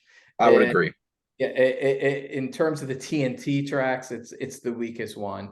It's all right. It's a weak second track compared to just any ACDC album when you think about it. But it's all right. I don't hate it. Like, I don't dislike it as much as you do, Joseph. But definitely compared to Lord of the Thighs, come on, this ain't even close. This ain't even close. Come on, Lord of the Thighs is one of the greatest Aerosmith songs of all fucking time. It's amazing. It's a little fucking masterpiece. It's my second favorite song on the album. And goddamn, how great does that favorite song of mine has to be? Because Lord of the Thighs is up there. It's like a top 10 Aerosmith song for me. It's amazing. First time I ever heard it was on Gems, because I got into Aerosmith, the Gems compilation. Yeah, that's great. Ever since I heard it on Gems, I was like in love with this, and it's amazing. It's one of the greatest rock songs ever. Also, at this point, yet Bond would go, I think, even further, especially by the time he got to Powerage. But at this point, for comparing these albums, Steven Tyler's stronger lyricist, in my opinion. And Lord of the Thighs is just compare that to the lyrics of Rock and Roll Singer. Just a different level. And listen to that guitar work. This thing, like, yeah, Jack Douglas. He wanted to bring in, he thought the solos weren't good enough for some songs, but then listen to all the fucking amazing solos by Brad Whitford on Lord of Thighs and some other tracks that we'll be getting to. I mean, Joe and Brad were doing some amazing stuff. The whole band sounds amazing. It's amazing. It's one of the greatest songs of all time. How could you not love Lord of the Thighs? I dare anyone to not make this the best song. I dare you. If you don't like Lord of the Thighs, I think you listen to Beyonce. But Travis, what do you think about this? I love both songs, actually. What I love about, what's funny about Rock and Roll Singer is it takes a minute before Bon Scott starts singing. And I think it's one of the early forms of using like a cuss word in a rock song where he's like, and all the other shit that they teach you in school. Yeah. That's so rebellious and awesome.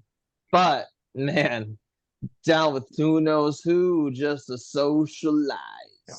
That song is just sexy. It's a great tune. I love that song. I think Joey Kramer is like the MVP on that song. He's just keeping that beat going. So I'm going with Lord of the Thighs. Charles. Well, John Lennon beat him to the punch there with you're all fucking peasants as far as I can see. But that's okay. Lennon is one of a kind. On this deal here, this is just like a stereotypical AC/DC song to me versus one of the baddest ass fucking Aerosmith songs around, dude. This was they mopped the floor with AC/DC on this fucking one here, man. Lord of the Thighs easily. It reminds me a little bit of that Rolling Stones song, "We Love You." You ever heard that in that, Eddie? Yeah, that's piano, and that's Steven Tyler's on the piano and Lord of the Thighs. Yeah, it reminds. It's funny. A little bit of that. I hear a lot of influence. I always thought Guns N' Roses' "Rocket Queen," the first half sounded like it was inspired by Lord of the Thighs. Yeah. I get the "We Love You" reference. I get what you're talking about "We Love You." By the way, that song actually popped up on my shuffle today. That's a great Stones song. Yeah, it's not that well known, even though it was a single in the UK. But yeah, it's a really creepy peace and love song. it's that piano work. Yeah, it reminds me. Leave it to the Stones to do their version of "All You Need Is Love," and it's scary. Yeah. And cool, Dennis and Lennon and McCartney on backing vocals. It's really cool. So yeah, I always and Marianne Faithfull. Marianne Faithfull too. Yeah, it's very cool. But Aerosmith easily on this round. Okay. Owned them. So then we go to you, Jerry. I mean, just the title alone, Lord of the Thighs, should win it. I mean, come on now. I'm your man child, Lord of the Thighs. Come on, dude. That's fucking classic Steven Tyler, dude. Rock and Roll Singer is probably one of the only filler songs on this album, in my opinion. So I got to go with Lord of the Thighs in a blowout. Not even close. Yeah, so I go like, oh come on. Rock and roll singing is a classic, but fucking Lord of the Thighs is fucking like a master class in fucking music right there. It's like there's no fucking better dirty ass groove than fucking Aerosmith back in those days. Just fucking had to fucking just grinding those fucking chords and Steven Tyler singing all fucking sleazy or fucking Lord of the Thighs wins this one 6-0. Thought I had a feeling this Sweep. one. Yeah. It's a sweep Sweep. on that one. Then we get to the next track, Spaced versus the Jack, Joseph. So I'm going to take a quick second to shout out something that Eddie mentioned, and that's the Gems compilation. Yeah. I think that is one of the greatest compilations from any band ever put out. And the fact that in their prime, a band would put out a compilation album of nothing but deep tracks. What a great, great CD. I mean, it's just a collection of some of the greatest Aerosmith songs ever released. No surprise. That man. being said, yeah, no surprise. That's a lot of great stuff on this one. But that being Chip away said, the stone. Oh yeah. yeah, I am going to have to go. This one's a little bit tighter than the first two battles for me. I really like both songs. I love especially the instrumentals in Spaced, and I think there's some really cool stuff they're doing in that song. But I got to go with the Jack. I mean, it's one of the earliest kind of examples of where ACDC is going to end up going, kind of lyrically mixing that traditional blues in with something more like kind of sinister and kind of heavier. And the lyricism of Bon Scott, it's a fun song, but it also has that kind of sinister undertone a little bit to it. I got to go with the Jack on this one. So Edwin. Surprise! I never would have guessed that one from Joseph. But I like the Jack. I prefer the later live version. I would agree. The dirtier lyrics and just the sound. I think Bond's voice by that point just had a lot more meat to it. So I definitely prefer that version. This version's all right. I mean, I know I hear some people love it, some people hate it. I'm it's in the middle for me. Like, I don't hate it, but I don't love it as much as later versions. Whereas Spaced is my third favorite song on Get Your Wings. I love it. I think it's amazing. I think it's this hidden gem that a lot of people don't talk about, but it's very unique for them. It's a psychedelic rock song, very trippy, great guitar work throughout from both Joe and Brad. And it's just a cool, trippy, mid-70s song. You just want to, you just feel, you don't even need to be on drugs. It makes you feel like you're on drugs when you listen to it. It's awesome. I love it. Great melody, very haunting and dark. A little like kind of like stuff that the Stones were doing like in the mid-60s, when they were getting psychedelic. And it has that sinister quality that the Stones had when they were psychedelic. And I love it. So to me, again, no question, it's definitely Spaced wins for me. Travis, what's your pick? This is difficult. I love both songs. And I think Spaced is very overlooked and it should have more attention. But man, the Jack is such a badass blues rock song. I love it.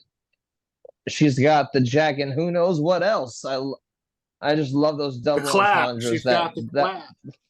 I just love those double entendres that Bon Scott's doing. He is one of the greatest rock lyricists of all time. So I'm definitely going to go with the Jack. Well, Oh, Charles, we lost Charles. so Oh Jerry, no, I felt Charles might have my back. Where is it? what's your pick, Jerry? I back to think Charles. Space is actually a filler on this album. I really don't care for that song at all. Actually. I love the fucking Jack. I mean, I'm a poker player. I know it's not about poker, but I love the lyrics. I love it. I mean, Bon Scott's on fire in this song. I love those fucking sleazy blues songs, dude. This song is just another one of my favorites by them. This is a landslide Jack for me. So then I guess I'll go. We'll have to come back to Charles on this. There he is. Oh, there he Hey, is. Charles. There he is. What is it? Jack or Spaced? Jack or Space, Charles? Charles, can you hear us? We Nope. can't hear you. Hit the But, button that is all. It's about as close as AC/DC's done to a ballad. All right. Well, I'll go next. I love the fucking Jack, but man, Aerosmith's doing some sleazy sci-fi music here. Fuck yeah, this fucking song rules. I love the Jack, but I'm taking fucking Spaced on this one, man. But I guess we'll skip to the next song. Speaking Yeah. of Smoking space, that funny weed. Yeah. Mhm. So shut up. And then we get to the next song, Woman of the World versus Livewire. When Charles comes back in, we'll ask him about the Jack and stuff. So we'll start with you, Joseph. So this is a tough one for me. These are both really, really great songs. Neither one are really songs that you hear mentioned a lot.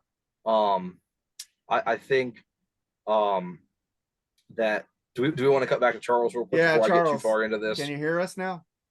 Yeah, sorry for that. So what's So, Space versus the Jack? The Jack versus Space. We got a blues song about VD.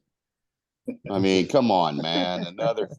Another favorite of mine from the ACDC, and it's hard to top. Bon is a lyricist. I thought it was cool though. I don't know if it was just me, but I thought in Space, Tyler sounded Kurt Cobain sounded a lot like Steven Tyler at times. I got a Kurt Cobain vibe in the vocals. I can in hear that it. song. Yeah. Loves 60s Aerosmith, so that makes sense. Yeah, it was cool. But I have to go with the Jack, man. I mean, Space is cool, but I gotta go with the Jack.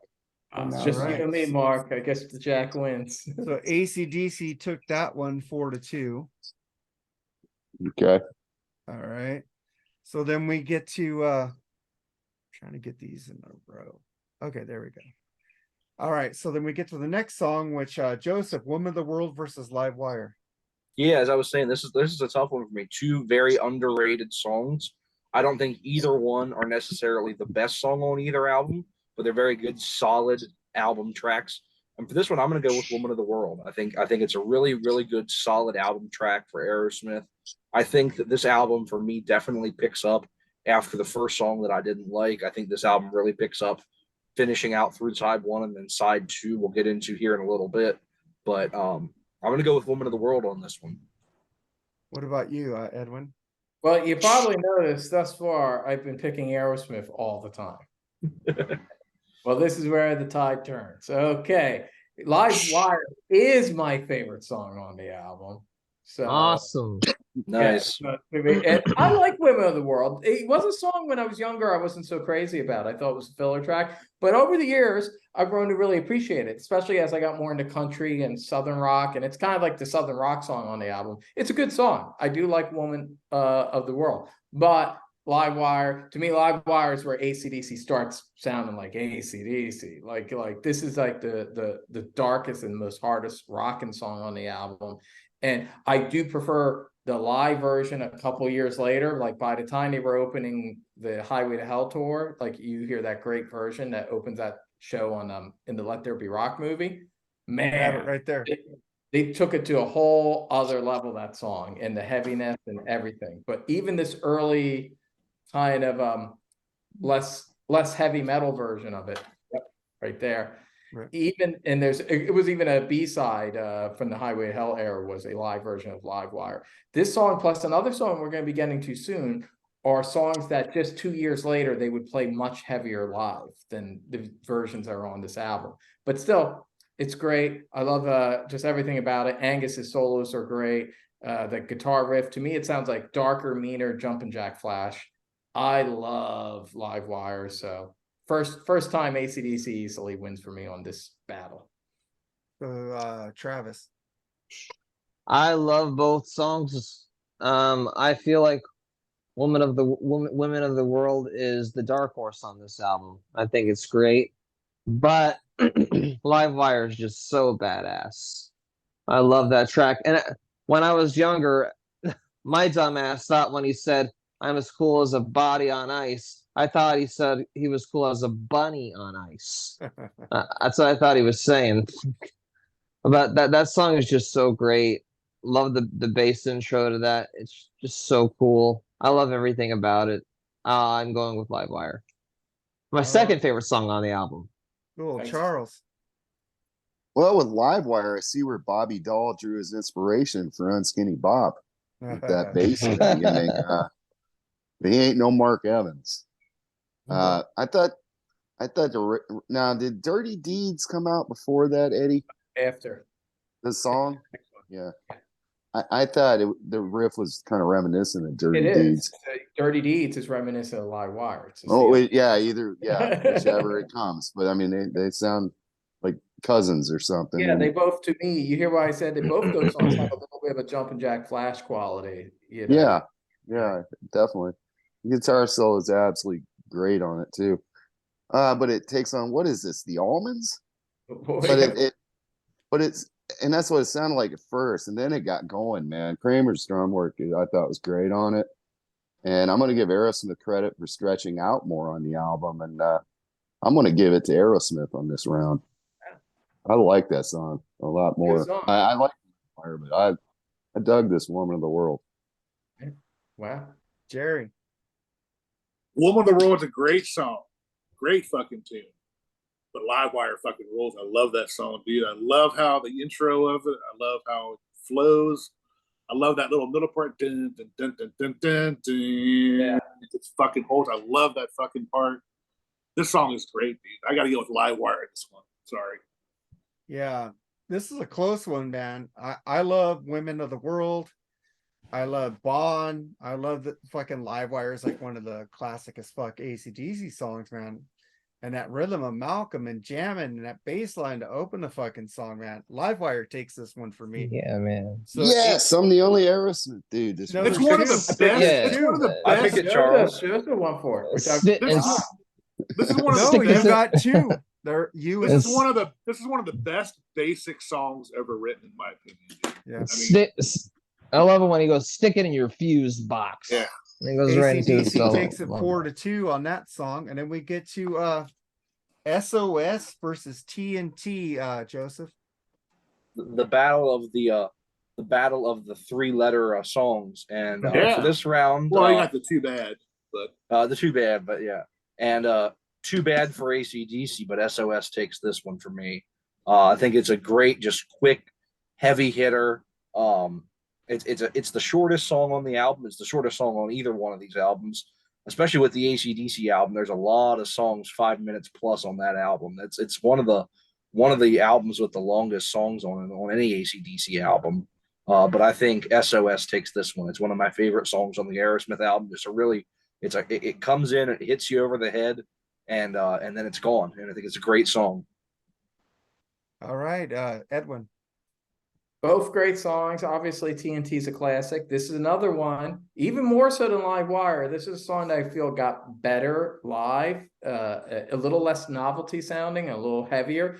And it's actually, this might be a controversial opinion, but this is the only song where I prefer Brian Johnson singing live. If you've heard, like, there's it came with the backpacks, it's Brian Johnson singing like on the Back in Black tour.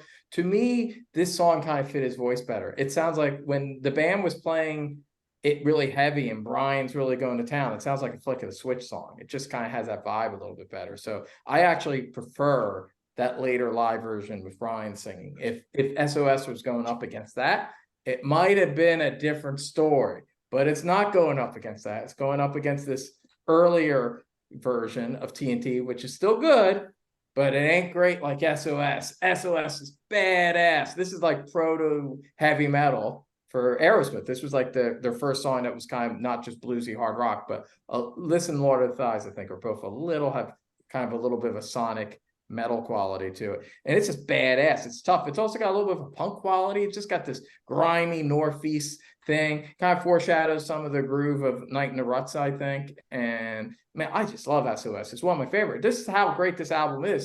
This is my fourth favorite track, but goddamn, it's amazing. So this is a goddamn great album. Get your wings. Shout out to Johnny Vogan too, because I know he loves this album. I know he loves SOS, one of his favorite Aerosmith songs.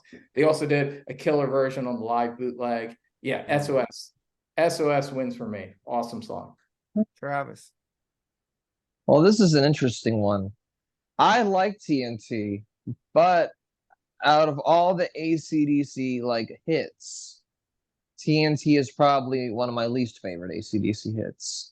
I love the song, don't get me wrong, I love the lyrics, but SOS just kicks ass. And I feel like SOS should have been the opening song on the album.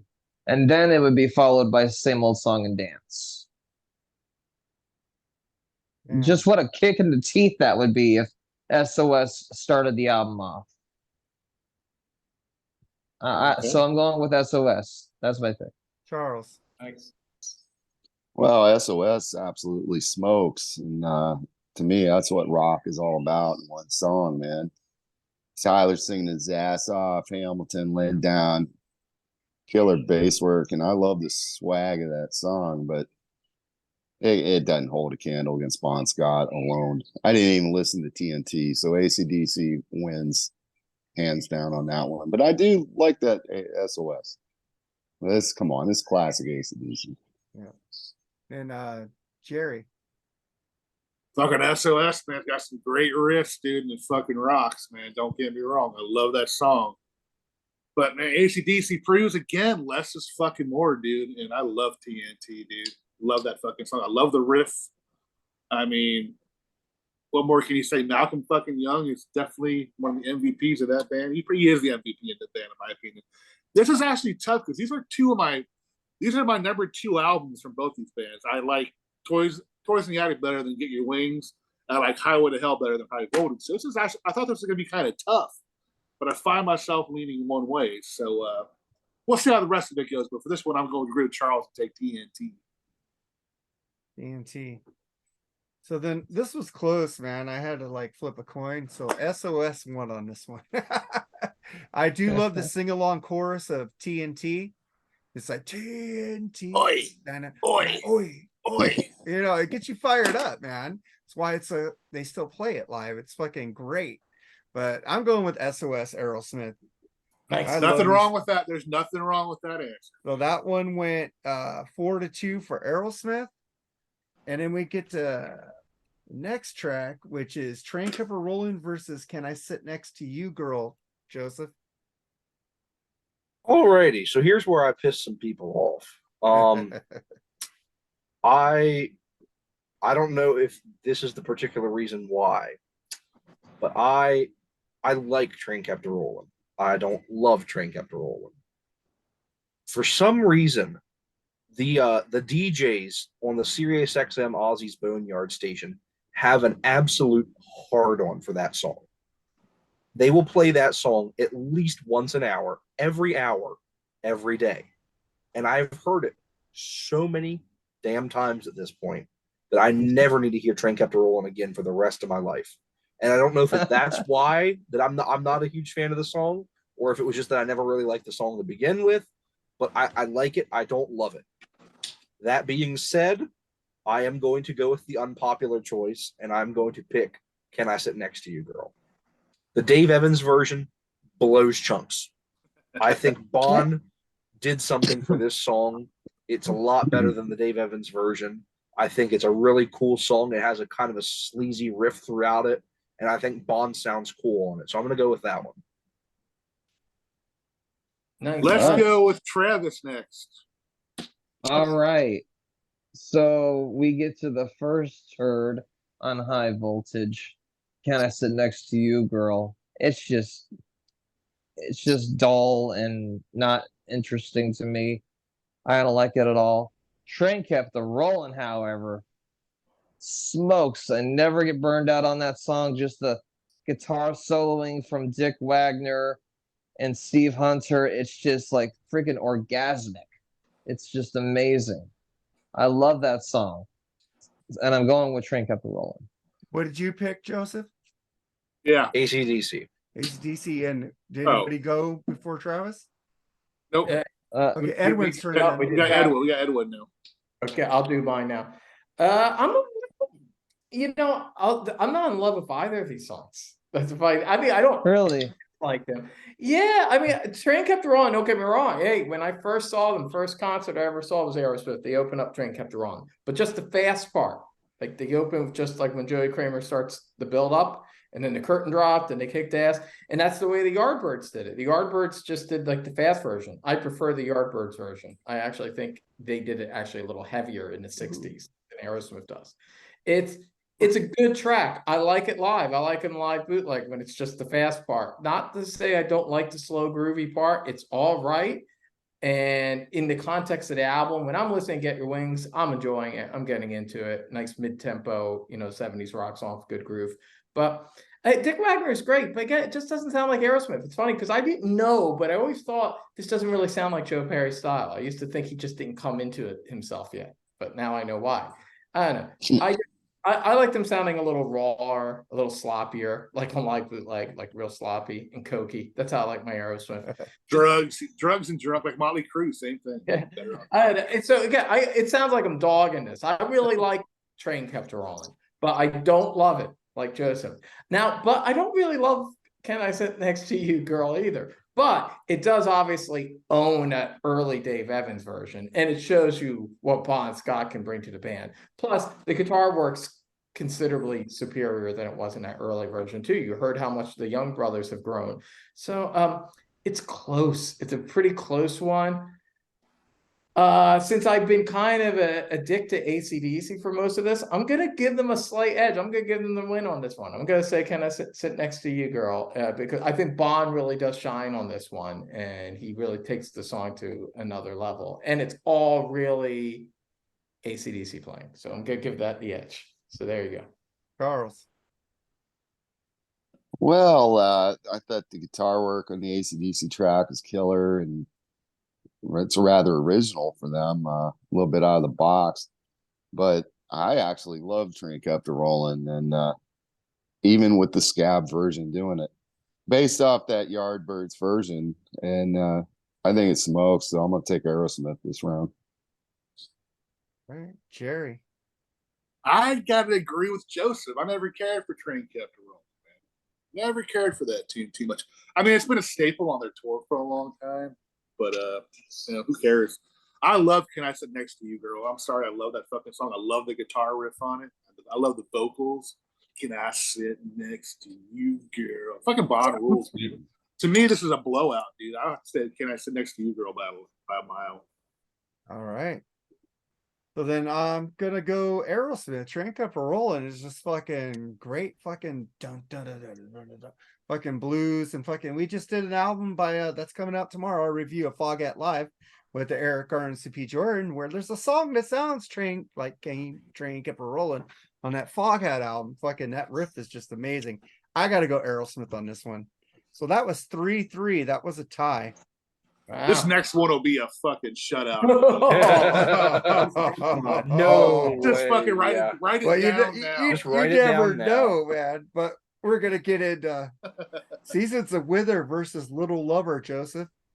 Well, here we get into the first of the two songs that are from the original Australian High Voltage. And yeah, no. No. just no. I mean, an okay blues song versus one of the greatest ballads of all time. No. No. No. Seasons of Wither by literally the widest margin you can possibly imagine. Edwin. Yeah, this is what I laughed at when I do of all the songs. So the greatest Aerosmith song is going up against what might be the worst AC/DC song. Wait about 5 minutes, Edwin. Wait about 5 minutes. Let's say the worst with Bon Scott. Wait about 5 minutes, Edwin. I think this is worse. So that, but all I get, listen. There were good songs on the Australian High Voltage. There were. Atlantic. This is what they had to choose from. They had Soul Stripper. They had a great cover of Baby Please Don't Go. Oh, yeah. Show they Business.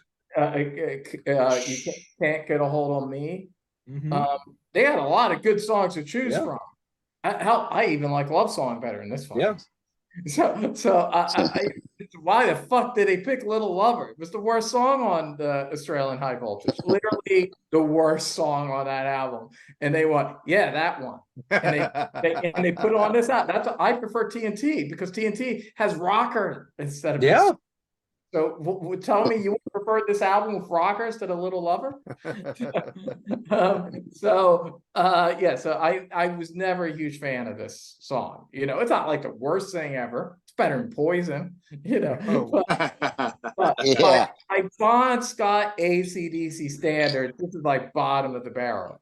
Whereas obviously Seasons of Wither is one of the greatest Aerosmith songs of all time. One of the greatest songs Steven Tyler ever wrote. It's amazing. Not only that, not only is it my favorite song on the album, it's my favorite Aerosmith song of all time. So it's like one of my favorite songs of all time, period. So yeah, it's laughable. There's no comparison. Obviously, Seasons of Wither. I mean, Seasons of Wither to me is like comparative. You can compare it to Zeppelin or the Beatles or the Stones. It's that level of songwriting and production and musicianship. It's amazing. It's one of their greatest songs. It's a song that showed that I think this and like Lord of the Thighs, they were like songs that said, yeah, Aerosmith's not going to just be some like just Stones rip off bluesy rock band. They're gonna be bringing it. They're gonna be bringing it to the game. And man, Seasons fucking Wither. Okay, who's next? Travis. Well, I'm gonna join on the Seasons of Wither Love Fest here because that is also my favorite Aerosmith song of all time. Right on. Right on. And the best ballad of all time, in my opinion. The greatest ballad to me. What I love about that song, first Home I just want to Tonight's ask, pretty good. what's the song about? I never knew what Seasons of Wither was I about. think it's about madness and aging. I kind of saw it as about like a woman, like a past lover of his, maybe that was getting kind of crazy in her old age. Like that's kind of how I interpreted the lyrics about. It's kind of about maybe someone that goes crazy on drugs or something. And I just I thought it was like about just like an evil woman that's just totally ruining a guy's life because the lyrics of "Love for the Devil brought her to me." yeah, I but think that's one of the so I thought he was like maybe the bad influence. Like I because think it's one of the devil, she's coming to me, maybe. it's one of the great I think it's one of the greatest lyrics of all time. Oh, yeah, I it's think great. it's just so cool and it's definitely the best song on the album. And it's going against this rotting corpse of a dingo known as Don't eat my baby. known as A Little dingo at my Lover. baby. All right, go ahead. Little Lover. Get the Because fuck out of AC/DC here. even realized, like, by the time this is the thing, this album, the American label took the shitty song that the band themselves had already moved past. Like TNT did not have songs like this. They had already outgrew songs like this, and then Dumb Atlantic actually dragged it out and put it on the album. I could only imagine what the band thought. They were, "What the fuck? We don't do songs like this anymore. We don't suck." Fucking Atlantic. So Travis, you picked Seasons of Wither, right? Easily. All right, Charles. Well, to the good about Little Lover, I mean, what's not to love about wet patches on your seat? And I thought Bond did sound pretty good on it. But I mean, against Aerosmith's second best song ever, I mean, it's not Dude Looks Like a Lady, but it's definitely their best ballad by far. I mean, this was easy victory for Aerosmith on this one. Dude Looks Like a Lady's not my favorite Aerosmith song. I do like it though. I don't care. Charles' favorite song is Pink. No, we haven't done reviews of those albums yet, so I'm not giving you my opinions. Second best ballad. Don't want to miss a thing. Oh yeah, absolutely. I did like that song when it came out, and then the next day I heard it again, and then I didn't like it. I heard it once. I thought, oh, that's a cool song, and then I heard it again. I go, oh, this sucks. So you still listen to it? Oh fuck no. My wife doesn't even like it. What Jerry think? I want to hear what Jerry. Yeah, thinks. Jerry, what do you think of it? Next, come on. No, I'm just kidding. It's unfortunate that Little Lover came up against this song, but God, come on now. I mean, a fun song to play on the acoustic, dude. Great little riff, man. And I agree with Edwin and Travis. This is definitely by far the best Aerosmith song ever. Right. I think we were on a show before, me and you, Edwin, we agreed on that. I can't remember what it was, but I remember we agreed on that. Fucking fantastic, too, man. It's one of my favorite songs of all time. I requested on Mark's metal show a lot because I love it so much. I play it if you don't. He shits on me because I play the same song every week, but I love that fucking song. I don't care. But I mean, come on now, dude. Little Lover against Seasons of Wither. Jeez. Dude, I got some TT Quick now to play on the show. I'm all happy. That shit's good. But I love TT Quick. But this is like a skunk on this one. It's going to be 6-0 because how could I go up against one of the best Aerosmith songs of like a fucking D level fucking ACDC song? This is like filler and it ain't killer. Fucking this song sucks. Seasons of Wither is like a song they'll teach in a master class one day. This is how song structure should go. This if you want to make a great song, listen to Seasons of Wither. This is a fucking great ass song. There's no way AC/DC had a chance against this song. I think Jerry said that before we even got to it. But then we get to the next one, which is Could Pandora's... any AC/DC song beat it though? No. Yeah, No, No. no. No, maybe. Wow. Maybe.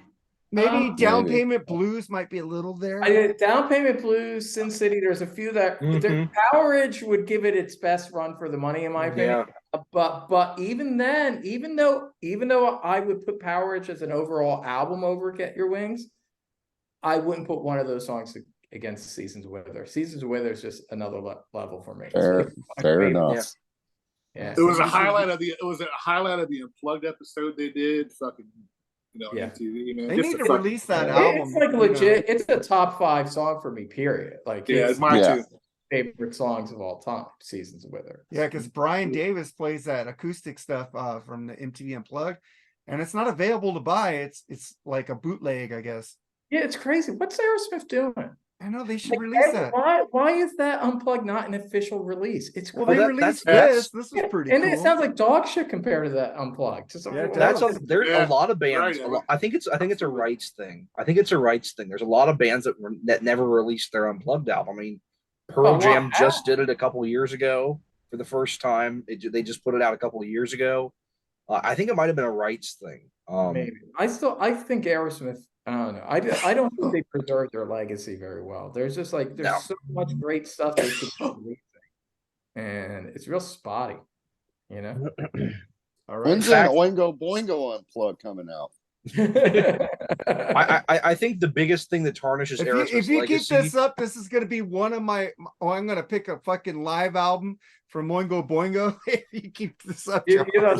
the worst. You ever hear Nine Inch Nails Unplugged? Oh, it sucks. Oh, Ooh. You can't Oh. even I hear love Nine Maybe Inch Nails, but Keyboard that's Unplugged? bad.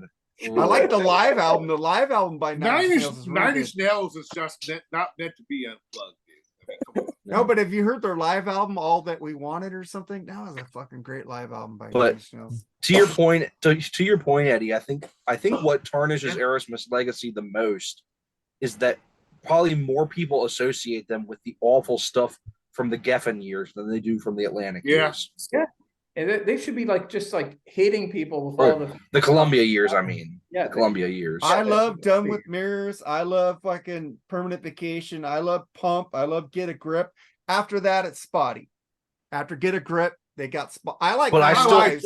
Nine like Lives Just- is really good too. But I still think the fact that anyone associates them with that era more than the 70s stuff is a crime.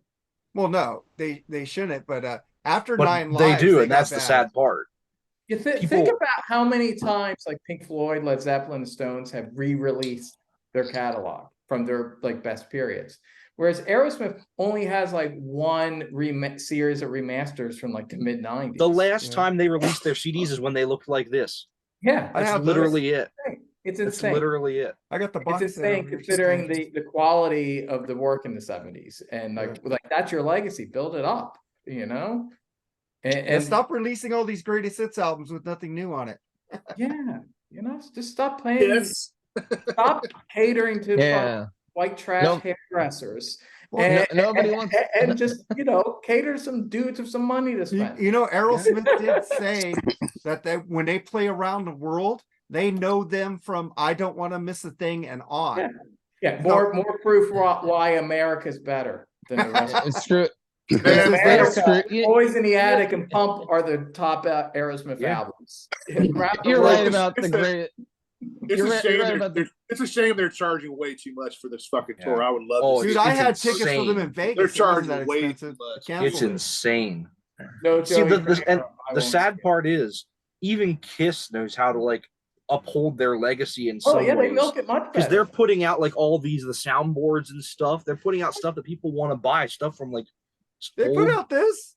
They put out one thing. I know One that. No, thing. Joe Perry says they got more in the works coming Yeah, out. he Like, Is said it ever going to come When? out? he said, yeah, they're working on it. How many members are gonna be dead by the time they He's come been out? saying that for how many years though? I don't know. Yeah.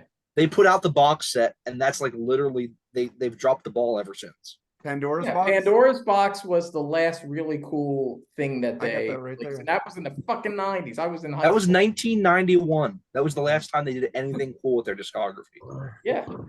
I just got it, got it on eBay because I lost that along. Because I have don't think box box. ACDC does enough either, but they do more No. there. Yeah. But ACDC, I was just like, why the fuck weren't there like Highway to Hell, Back in Black, and for those about to rock super uber deluxe editions for Yeah. those 40 anniversaries? But at Like, least Black- ACDC will do stuff like Plug Me In and backtracks and stuff. Like, and they like actually that. still release good new I albums. need backtracks, Correct. man. That Yeah, shit's so awesome. don't get me wrong, they're better in Aerosmith. I'm just saying, I feel ACDC could still do more. Like, why isn't there like a Bell and Cannon live album from 1980? Like, they did like photos, they did like pro shoots of those shows with Brian, and they were all recorded. They have a Flick of the Switch tour pro shoot and whole Yeah, from live the album in the can. They were going to release it as a live album. well, and didn't they put out the Joe Louis Arena stuff on Plug Me In? I think. Yeah, some of it, not all of it. Most It's of not it. in its entirety. Most of it, and it's awesome. That is awesome. But they don't. But it's not all of it, and it's not like a comprehensive live album. Like, why isn't Yeah. there a full live album of that? Like, I just don't understand why they're not maximizing more stuff that's out there that people would buy. Like, ACDC likes money, so Us nerds would buy that shit. The fact that it took them anything ACDC would release, I would fucking buy. Yeah. So the fact that's that it took what- them till this to put out a live album with Brian Johnson is that's sad. the greatest sin. Like, that's the thing. Brian Johnson, like Bon Scott got a live album at the I peak bought of that when it first came out ability. the first day. Brian Johnson got his live album at the worst period for his vocal ability. He got better afterwards, and he was much better before. But fucking Yeah. Rage Edge tour, he sounded like shit. If they put out that Flick of the Switch tour as a live concert, I think people will go nuts for it. Go nuts for it. Go nuts for it. They should totally, and they should make it look like if you want blood, you got it. Brian Johnson. Yeah, picture Kiss of knows Frank people. and They're blood. putting out all their The, shit from the the sad soundboard. part is ACDC does a better job promoting Bond's legacy than they do promoting the band's legacy. Yeah, They put out the that- Bonfire set. They put Yeah. out that they did the whole big campaign when they put out the Let There Be Rock the movie.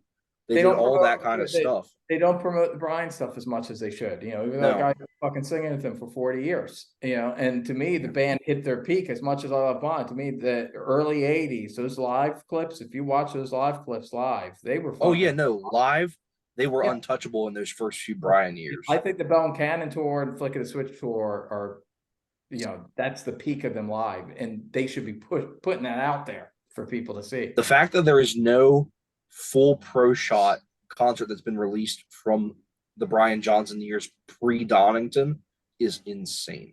It's insane, especially because it's available. I saw a Yeah. rough leg of literally the Bell and Cannon tour, the one that they grabbed the Back in Black video for and stuff from the beginning, where Santa Claus was in the Hell's Bell coming down because it was shot on Christmas Eve. They literally shot that whole concert pro shoot. It's not like Van Halen where the Fair Warning, where they actually just shot 3 songs from that, not the whole Yeah. thing, unfortunately. But the Bell and Cannon, they shot every song, and yet they only released a couple, like TNT, Let There Be Rock, and Back in Black are the only songs that they officially released from it. It's insane. It's insane. Respect your legacy, ACDC. Yeah. Hey, Brian Johnson, I'm sure he would have some things to say, but it's just like he's just the hired help. Same thing with Aerosmith. After But- 40 years, they still treat this guy like the hired help. Yeah. Yeah. I've never seen a band do as poor of a job upholding their legacy as Aerosmith has, though. But Aerosmith, I mean, takes it to As another far level. as box sets, reissues, anything like that. I mean, there's bands that milk it too much that they put out a new reissue every 3 years. I mean, Iron Maiden. Did you notice But that they all don't. They those don't do it with their. They don't do it with their studio albums. They haven't done the CDs since '97. But did you see But- this new greatest hits has Geffen and CBS on it? Usually they were separate. They've done it. They've done that since the early 2000s. Oh, Though. so they got the I rights think, back. oh on those. yeah, I did that. Yeah. Oh. Yeah, they've done that since the early 2000s. The biggest culprit with like over reissuing your shit is Iron Maiden. I mean, how many versions of Iron Maiden CDs do we need, really? Yeah. I All mean, right. I mean, they put out these new ones the past couple of years, and these piss me off because they don't even have the full track listing on them. Like this doesn't But have the Sanctuary UK on it. I got Yeah, the the- 2000, yeah. the early. This doesn't have 2000 ones. Sanctuary on it. This doesn't have Twilight Zone on it or Drifter. I don't think. Oh no, it does have Drifter. Iron on it. Maiden bashing is not allowed on this show. I'm just kidding. I love Iron Maiden. I don't bash them. Okay, I so love the early Iron Maiden sorry, stuff. Me and Joseph we were ranting. We did our Yeah. angry rant on the lawn. Yeah, So where are yeah. we anyway? Where are We're on number track. She's number got 8, balls versus Pandora's, Pandora's box. box. Joseph. All right. So I know where for I'm what at. I believe will be our second 6-0 in a row. Yeah. Pandora's box. I mean, not even to me. She's got balls. Like I said earlier, Edwin. Wait 5 minutes. She's got balls is I think the worst song on the album. I think it's even worse than Little Lover. I think they picked the two possibly worst songs they could pick from the Australian High Voltage to represent that album on this album. And I think She's Got Balls is the worst of the two. And I think Pandora's Box is a classic, great way to close out the album. We're going to be talking about a bonus track here in a minute, but a great way to close out the actual album itself. I think Pandora's Box wraps everything up really, really well. Great song. Blows She's Got Balls out of the water. Edwin. I don't entirely agree with that. But I mean, I think She's Got Balls is the second worst song on this album. I put it ahead of Little Lover. It actually, in the context of the Australian High Voltage, it works better because it comes in, it's the second song after Baby Please Don't Go. And after the fast charge of Baby Please Don't Go, you're kind of ready for a mid-tempo groove. Like it kind of works there as a variation. And I like it on that album. Never liked it on the American High Voltage though, especially second to last track. It's just kind of plodding and a little too mid-tempo. But it does say balls, oddly enough, directed at a woman having balls. But I don't really like Pandora's Box that much. As I always thought it was kind of a weak ending for this otherwise album. It's actually I don't think it's bad, but it's my least favorite song on Get Your Wings. So the question is my second to least favorite song on High Voltage versus my least favorite in Pandora's Box. I'm probably gonna give it to Pandora's Box. But it's not like a resounding win. It's like it's a slightly. I like the lyrics. I like Steven Tyler kind of being cheeky about feminism and stuff. So I'm gonna give it a slight edge. And in fact, I think Pandora's Box would have been better if it was like the second track after SOS, and it just ended with Train Kept Rolling and Seasons of Wither. I feel like that. Yeah, I think this album could have definitely done with a Absolutely. reshuffle.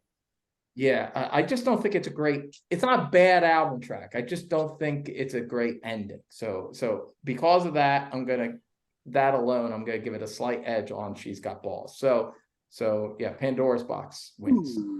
All right, Travis. So I love Pandora's Box. Yeah, it's an odd way to close the album out, kind of like how Sick Again closes Physical Graffiti. Well, though I like Sick Again more than Pandora's Box. I think Pandora's Box kicks ass while it's going against this expired Vegemite known as She's Got Balls. I hate it's another turd. I hate that song. So Pandora's Box. All right, Charles. Well, we'll see here. At this point, Aerosmith's up 1 track to 3 on my list. And She's Got Balls in Pandora's Box. I think She's Got Balls has got great swag, and the riff has a great feel to it. And I'm going to break the trend here, and I'm going to go with She's Got Balls. I'm not a big fan of those horns and the piano in Pandora's Box. And I think that song's a bit overrated, in my opinion. So Now I got a 4-4 tie at this point between Aerosmith and ACDC. All right, Jerry. I am rarely disappointed in you, Charles, but I'm very disappointed in you on this. But I get it, though. I mean, I love Pandora's Box. I love fucking great, sexy blues riffs, dude. And it has that. She's Got Balls. I do like that song a lot. This was actually tougher than I thought. I have Pandora's Box down, but I'm going to have to stick with it. Yeah, Pandora's Box by long shot. I'm just kidding, dude. I don't like She's Got Balls, so. Easy one for I me. was getting worried there for a second. All right, so it's Aerosmith 5-1 on this one. Only one like for ACDC. Then we get to the last track, which we picked a demo track that Aerosmith actually released, I think, on Aerosmith Live Greatest Hits 2, and then they put it on here too. Major Barbers. It's a different version on that. Different version, yeah. Yeah, it was also there was another version that's on Pandora's Box, the box set as well. Yeah, I have But that. The version on Pandora's Box, I think, is the same one that's on the Road Starts Here. Yeah, that would make all right. Yeah, and then there was the version that was on Classics Live, the first Classics. yeah. But and it is from the Get Your Wings sessions, so It is. yeah, appropriate bonus track. They don't, yeah, like you say, there's not much demos out there for freaking Aerosmith, man. Cheap Trick has a shit ton. All these other bands release all this shit, even if it sucks, they release it. The Beatles have released a lot of shit, and they're just like going through shit on that, like sessions and studio stuff.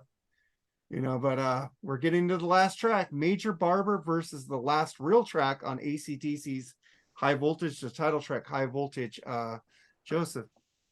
So it's been years since I listened to Classics, and I think I listened to Classics 2.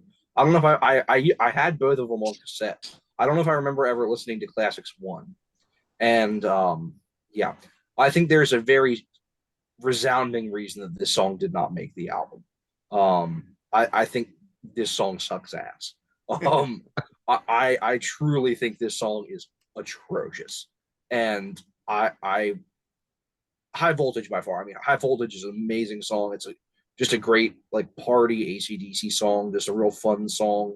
I mean, the music video on Family Jewels is an early live show of them just having a great time live on stage in '76, and I mean, it's a classic kind of lyrically a lot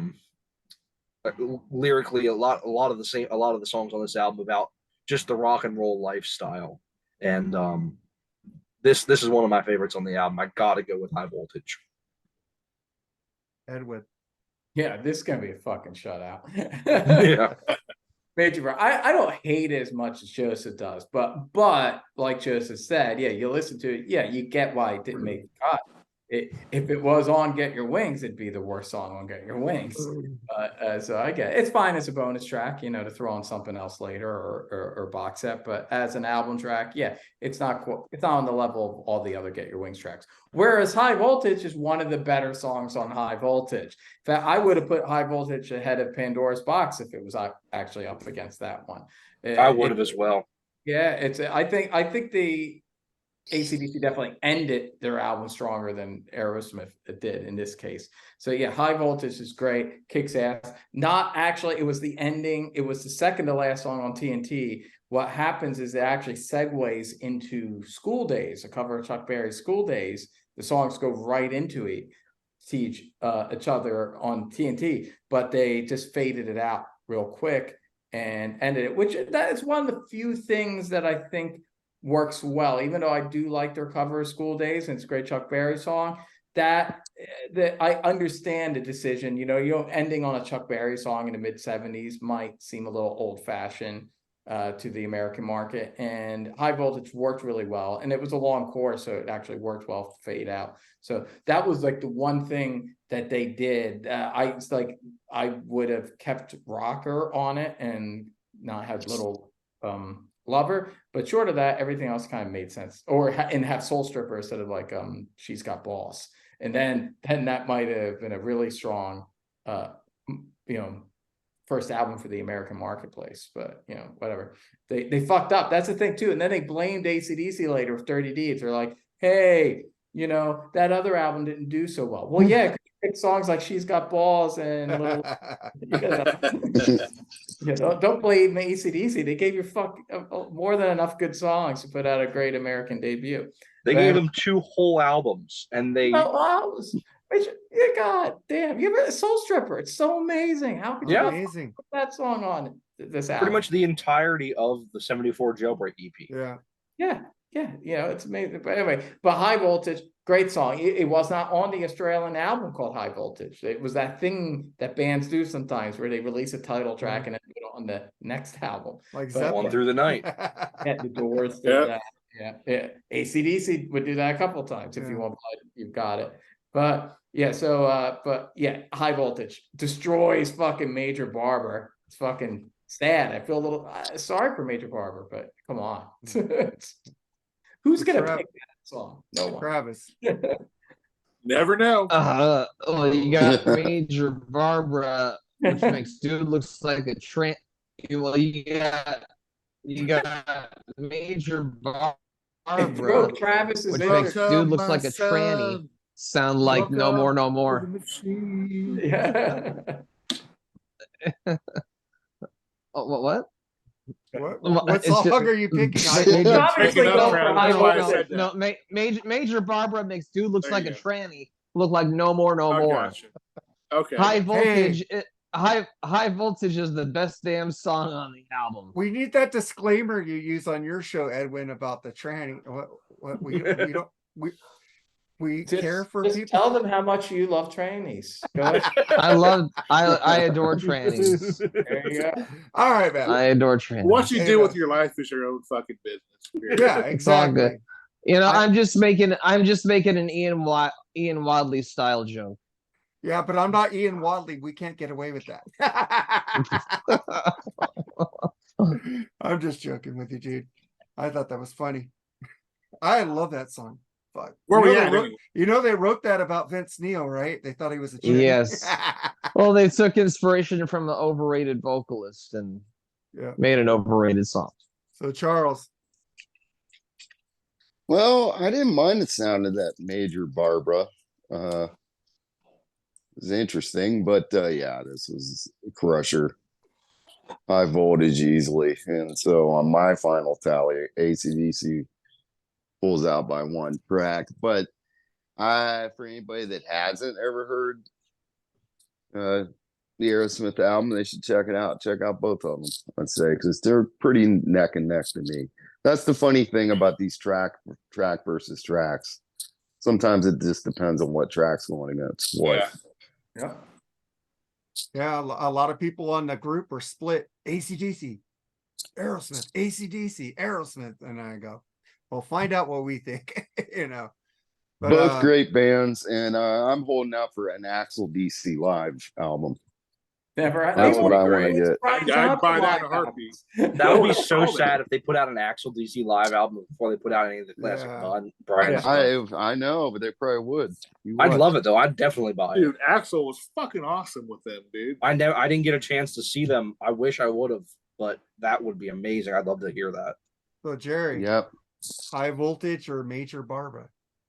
I mean, Major Barbara is cool. I love hearing bands like, raw fucking, hungry fucking recordings like that. But 4 words in High Voltage, man. High Voltage rock and roll, man. That's actually 5. But yeah, I gotta go with High Voltage in this one, dude. I mean, hands down. But I do like Major Barbara. I don't hate it. Like I said, I like hearing songs, raw songs like that. I think it's cool. But yeah, I mean, I can't pick High Voltage. I mean, Major Barbara over High Voltage, man. Yeah, I agree. High Voltage is just a fucking kick-ass AC/DC song, and Major Barbara is just a B-level demo. Yeah, it's a demo. There's no reason it could go up against. But we had to make it even. But this track just won 6-0. But the overall take is I got 30-24 is what I got. I got 30-26.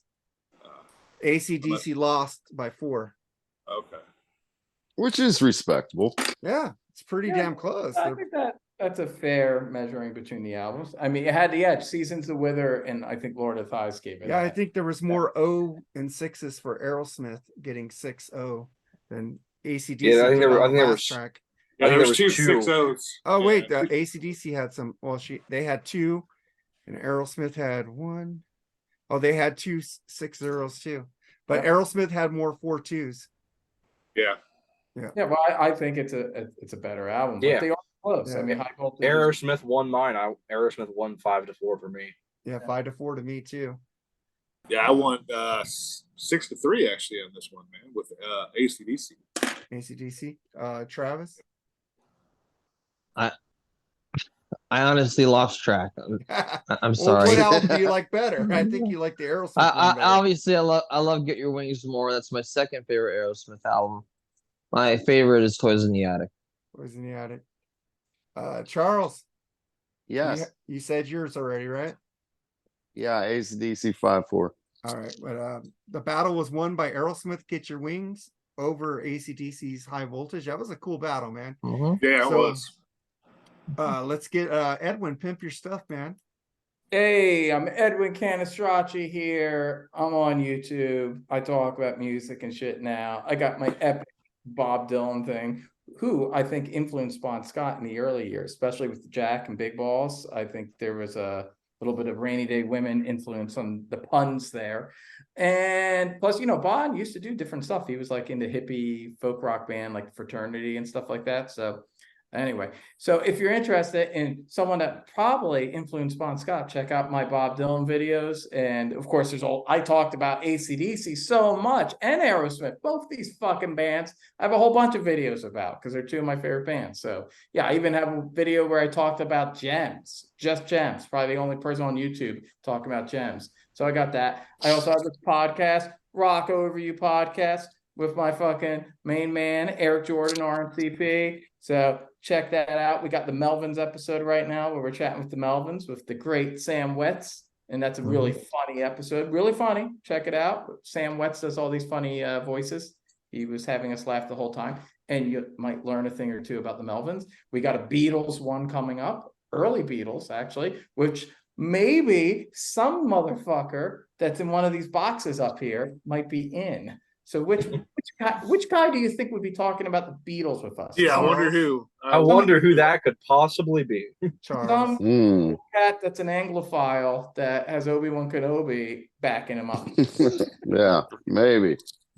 So I Charles, never get maybe. invited on good episodes except the Cars. No, I'm joking. hey, that was one of our best ones, Mark. That was a great, and the Doors. You were on two. Oh really yeah, I good- was on the Doors too. Yeah. You were in the Doors and the Cars. You were in two good ones. No. But yeah, Charles did a Guns N' Roses with us, and now he's coming back for the Beatles. We already got that in the can. That'll be out in like probably 2 weeks. We'll get that one out. That'll be the next one. And we just did a Maiden one, but I'm not going to talk about that one yet. But that's next. After the Beatles one will be a Maiden one. So I'll be We just did a Maiden one too. I'll be setting the table. I hope it's Yeah. a different album than what we did. And I'll be falling off my dinosaur. And Huh? Oh yeah, I forgot this man, the other guy in the box. I'm purging your series here. Yeah, Travis is on that episode. Oh, nice. I was drinking heavily. I don't care. Was it a good episode, Travis? It was a great episode. Spoiler, I love Quest for Fire. Okay, good. It's not the one we did, so I'm good. Spoiler, I might Travis, I agree with you. Yeah. We did one with Metal Ben, so it's pretty cool. not. Oh, cool. Yeah, Metal Band. That'd be Yeah. awesome. And the time machine. You'll hear all that and more. There's a lot Meanwhile- of stuff. If you want to hear Meanwhile, I had me- to suffer through that. hey, I like that album. if you watched my Maiden Rankorama, you can imagine some of the jokes I make about the dinosaur song on Quest for Fire. so you got that to look forward to. Edwin making dinosaur Maiden jokes. Joseph, you got any closing things to say, man? Just I'll say what I always do. Buy physical media. That's all I gotta say. Well said. Travis? Any shows coming up, Joe? You're going to? I'm trying to think. I got those couple kick shows I got coming up. I just got tickets to see the Chili Peppers in September. Oh, Trying to think if I got anything else coming up. Probably, but I can never remember. Yeah. Y&T is Well, my next show. I just saw Night Ranger last Saturday. That was kind of a spur of the moment thing. They were like 15 minutes from my house, which is really rare for me. I never get shows that close. But yeah. So How were they? they were great. No, Okay. I love. That's my third time seeing them. They're always a great live band. I think they still kick ass. I think Jack Blade still sounds amazing. For me, sometimes Kelly Keagy has been kind of hit or miss when I've seen him. But he was really, really on this time when I saw him this past weekend, and they were having a great time. Jack Blade said it throughout the show that they were just kind of have fun with it. They kind of switched up, like I said in our chat this past weekend. They switched up the set list a little bit. They did a lot of covers. They were just kind of having a fun time. It was like kind of a fun show for them. I'd seen a lot of people saying they were going through the motions a little bit on the last couple of dates, but this seemed like they were just going out and having a fun time, which it was one of the best times I've ever seen them. All Cool. right. The problem with Kelly Keagy is he talks too fucking much during the song. That's my only problem. And he didn't do that this time, which is why I think he was kind of on this time. They were all kind of batting 1,000 this time. But their last album, dude. Thank you, Mark, for that one, dude. That last album fucking rules, man. Yeah, and they only played one And the song. band off played of it. on. Great fucking Yep. song. Great album, dude. I love that fucking Travis. Any closing thoughts, man?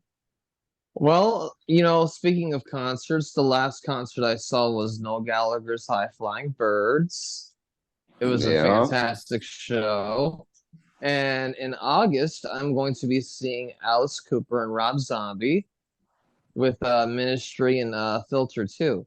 Nice. So that should be awesome. Nice. Can't wait for Holy that. shit, dude. Ministry. Holy shit. Yeah. I love Ministry. I'm a casual Ministry fan. I Eden, love what do you them. think of it? Psalm Eden, what do you 69, think man. of Ministry? I thought they had a shitty unplugged. Their unplugged was. Is that how we're judging bands today? Well, Tesla should be bigger than Guns N' Roses then, but that. I never actually listened to much Ministry, to be honest. I feel like this is the thing. I don't, and it's funny because I like a lot of stuff. I have very diverse taste. So, and I normally not very negative. I don't like to. I don't know if you guys ever noticed this. I don't really trash things. I don't do negative videos. So I don't usually hear when I don't like things. But I mentioned this in my Alice Cooper video. I don't like industrial music.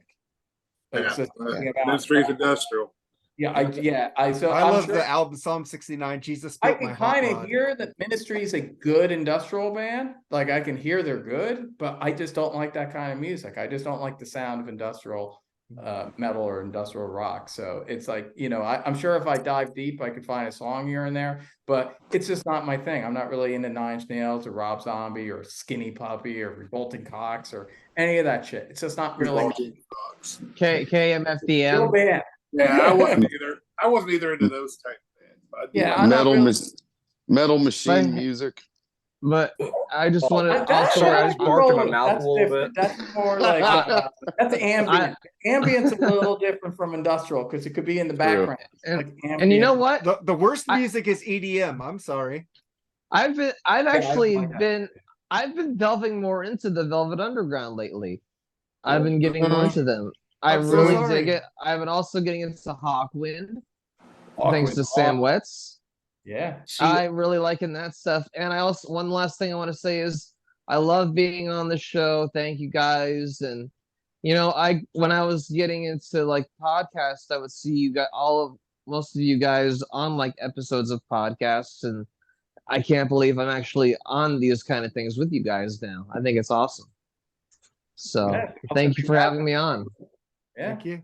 Jerry, last words, brother? Travis, man, thank you for being on, dude. No problem. All you guys, no problem. all you guys, dude. I love all you guys. You're great. Like I say it every week, I learn fucking new stuff every week from you guys, and I appreciate that. I want to shout out to my friend Mark, dude. He approached me about this. Well, we're our third year now doing this. I think so, yeah. But man, just thank you for inviting me to do this with you, dude. I've had a great time doing it. Met great people like you three. You four, Charles too, but I'm used to Charles now. But I am going to see Ghost next month, which is the best band in. All right. Best band of the Nice. century so far, in my opinion, with Amon Amarth, which is not huge on them, but they're pretty good, though. I mean, I'm not. They're good big live. on, They're good live. but I'm looking forward to that. I go to see a lot of cover bands. I'm going to go see a Fleetwood Mac cover band and a Queen cover band, actually. So that's going to be kind of interesting. They try harder than the original bands nowadays. You know what I mean? Yeah. I'm just kidding. So- But yeah, dude, just thank you guys for being on. Like and subscribe out there. We're doing a good show on Freeform. Has it been announced this week what you're releasing? Foghat right? Live. Friday, Great fucking tomorrow. live album, dude. One of Eric my favorite Arnsky live Jordan albums. is on Yeah, that album. Eric's on that one. Cool. Yeah. a lot of fun. Love you guys, man. Like I said, the knowledge of you guys just blows my mind. I just fucking am all you guys. But thank you all for being on our show, dude. Sure thing. Thanks for having me on. Absolutely. Charles. I love. Oh, sorry. love Go it. ahead. Go ahead, Oh. Travis. I'm sorry. Oh no, I just wanted to get, because Jerry, I know your thoughts on Ghost, and Charles, obviously, and definitely Mark's opinion. Enjoy. Joseph and Edwin, what are your thoughts on Ghost before we all go? I would agree. I think they're one of the greatest bands of the 21st century to me. I think they're still putting out great albums, other than that EP that Mark has been lording over us for the past month. All right. He was salivating over that one. Oh yeah. Didn't I I love say Ghost. before this came out, I hope they start releasing bad shit to make you guys pissed off? I don't think a love covers Ghost. EP is going to really tell you. Oh, what I they're hope gonna they be keep releasing. going in that direction, that it's just poppier and poppier for you guys. Mark, why do you wish ill against us? I don't understand. Because that band is like horrible. It's To like, you. yeah, to me. Hey, Edwin, My Edwin, new what are thing your is thoughts? if I like something and you guys don't like something, or I dislike something No, and you guys like Mark, something, you guys are trendy, okay? You No, guys dude, like no, Ghost, no, no. it's trendy. All right, there In you go. defense of Mark, I get it. I do get why you don't like Ghost. Trust me. Shit. I get why you don't like them. I don't I don't understand understand. I why don't you're. like it. I don't understand it, but I don't understand why you're happy that we don't like. I get it, something but that I they don't released. understand it. If you know what I mean. Just ask So, Charles. He knows that feeling when he's happy that I like something that I didn't like. So You're talking about the man that can fucking killer guitar riffs, dude. Tobias Forge comes out with the Yeah. greatest Yeah. fucking riffs Dude, ever. he sounds like a robot. I'm not talking about his voice. The I'm talking music about is too fucking- perfect. Some of the I'm some of talking the about his catchiest songwriting. music I've ever heard. His Yeah, songwriting it's is called fucking fucking brainwashing you people out. Oh, yeah. Yep, I'm not and I going love with every I'm not minute of going it. with these lizard people, man. And if I'm Anyway, brainwashed, Edwin, I'm sorry, loving man. every minute of it. Sorry, Okay, Edwin. okay, this is the thing. I don't think I will disagree with Mark on one thing. I don't think you guys are being trendy. None of these guys here are trendy type of guys. You generally like Ghost. One of my best friends online, my rock and roll brother, Mick Watkins, loves Ghost. He loves Ghost. I've tried to get into Ghost because Mick Watkins loves them. Ralph Vieira loves them. A lot of people that I respect their music opinions love Ghosts. So I really try to get into them. I understand. I understand why you I don't. am on Mark's side. The way Mark understand. hears them is how I hear them too. They're just too slick for me. A little too even like the first album, which people say is like, oh, that's their heavier, doomier one. Still sounds a little, I don't know, a little too slick for me. And that's like the best thing I've heard from them. And even Their studio albums kept getting better, dude. They keep getting better in my opinion. my biggest It's issue like is a not even the process, music. man. I can get behind some slick shit. Judas Priest was slick sometimes. I can get behind some produced slick shit. My number one issue with the band is I just don't like the singer's voice. Ooh, right on. He just I sounds get it. wimpy pop guy to me. Like he doesn't sound like get a rock singer to me. No, That's my it's- main. it Just to sounds me, like church maybe- music. yeah, it just doesn't. I don't Sure. connect. If they had a guy, You're right. that- It's church music. Just if not you had a church guy music. that like had more of an Alice Cooper or Ozzy Osbourne voice over it, I'd probably get more into it. But there's not a singer like that over it. Ozzy and Alice have personality. This guy Yeah. Tobias has no fucking It personality sounds in like his he's voice. doing like a show tune, it's Yes, like Phantom of the Opera. yes. To me, We will be doing an album on Freeform this weekend. I'm not going to say what it is, but there's a lot of fucking Ghost in this album. You're not going to agree with me, but there is. I'll talk about that when it comes. Well, Ghost is copying My him then. wife loved this album too, so I can see. You can tell. That's the thing, Jerry, I- Jerry, you gotta tell me off air what album it is because I want to see if I hear it. I Oh, think this it's album is great, done though. way before And Ghost. I was will even say this thought for of. Ghost: they're an original rock band. They're playing their own instruments. They're writing songs, and I mean, yet now they're kind of laying a little too heavy in the covers, which I think is a little lame. But for the most part, you know, they're actually putting out new stuff, and people really love them. So I don't want to be a hater in that regard. Just for me personally, they don't do anything for me. And I tried, but they just don't. It's not my thing. But I I mean- also don't like industrial music either. So there's a That's certain cool. rock music. There's- I'm Doesn't bug me. There's sometimes I don't understand when people kind of say, well, they're going into a lot of covers now. This is the third time they've done that between albums. Like it's not well, like I a think new it's thing. just a lot right now. So there's like, Well, it's because they did the EP. Yeah. And this is the third EP they've done between albums like this where it's covers. They did it Hey, between their first and second Hailstorm's album. done 3 cover E EPs. They did it between. Difference is Hailstorm picks mainstream songs. Ghost isn't picking mainstream songs. Jesus, He Knows Me was a mainstream song. To Years maybe ago. us. Yeah. Who knew? Not, Who knew? not Who to knew? their audience. Yeah, who knew Bible knew? was a cover song? Did you know that was a cover song, Charles? No. First No. heard it? I mean, I know that. What's the fucking Eurythmics song they did? Missionary Man. I love Yeah, that I cover. love that Missionary version. Man, I thought yeah. it kicked I ass. love the Yeah. Eurythmics version. I do too. I love the Eurythmics. So do I. Yeah, I Well- love the Eurythmics. Well, I got one more unpopular opinion. Jane's Addiction rules. I Yeah. love Jane's So, Addiction. enjoy. I would say that's Oh, a Hey, fuck. Porno for Pyros is going on tour. They would be. have a great They would time. be good if they did not have Perry Farrell's release. Come on, we make good pets, man. You're talking about fucking nails on chalkboard Yeah. voices. Three I days don't get is it. a fucking masterpiece, man. No, it wasn't. That's how 3 days. bias sounds like to 3 me. days is a fucking masterpiece. Nothing. Dave Nothing. Navarro goes off on that, man. Big Nothing Con shocking Stealing. is Holy the shit, does greatest- That song suck. I think Dave Navarro is a great guitar player. I think the Very band good. sucks. Very good. No, Guitar. no, Absolutely. nothing shocking is my favorite album of '88. It's my Ooh, favorite album of man. 1988. I like Ritual too, man. But That's a good Ritual- ghost song. Good It ghost is song. great ghost. Yeah. all right, man. Let's get to Charles's last words, man. We digress here. Well, I want to thank everybody that was on today. Travis, Joseph, and Eddie again. Thanks for being on.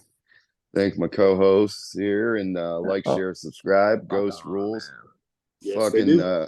the new LA Guns is mediocre. Long live I the real love LA it. Guns. I love I'm it. waiting on Riley's that. LA Guns. And turn it back over to Mark to close it out. I didn't hear one word you said there, but I thank you said guys. for- Riley's LA Guns is better. What? Who? I'm looking forward to the new Merciful Fate Riley's anytime LA soon. Guns. That gives me amnesia every time you say. No, he Riley's said he LA loves Guns. LA Guns and can't wait to see Extreme live. That's what he said. Oh, No, dude, that's what I want to Mark see said. Extreme. They're Living Colors opening for them. That looks like a Dude, is good- it Oh, just see me Living or is Colour. it just me or is Gary Sharon hitting the gym, dude? That It fucking looks dude like he looks is. fucking buffed, man. What the fuck happened, man? All right, He was man. a skinny motherfucker back in the days. I just want to say thank you to Travis, Edwin. Always a pleasure. Always a pleasure with you, Joseph. Travis, you're a cool dude. You wouldn't be on here if you weren't. So thank you for coming on here, man. And check out the Rock All Over You podcast, man. Fucking killer podcast with two brothers, Eric Armstrong Jordan and Eddy Cannistraci. Fuck, they're fucking two drunks, you know, like we are on Freeform. All good in the hood. All right, man. For Like, all of you, always a pleasure.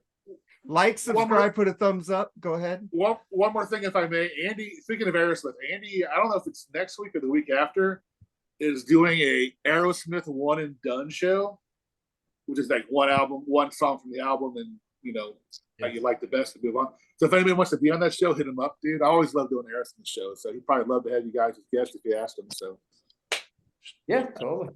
All right, guys, Nice. check out Black Sprinter Good. Circle too. Later, Jerry. Later, Charles. Later, Travis. guys. later. See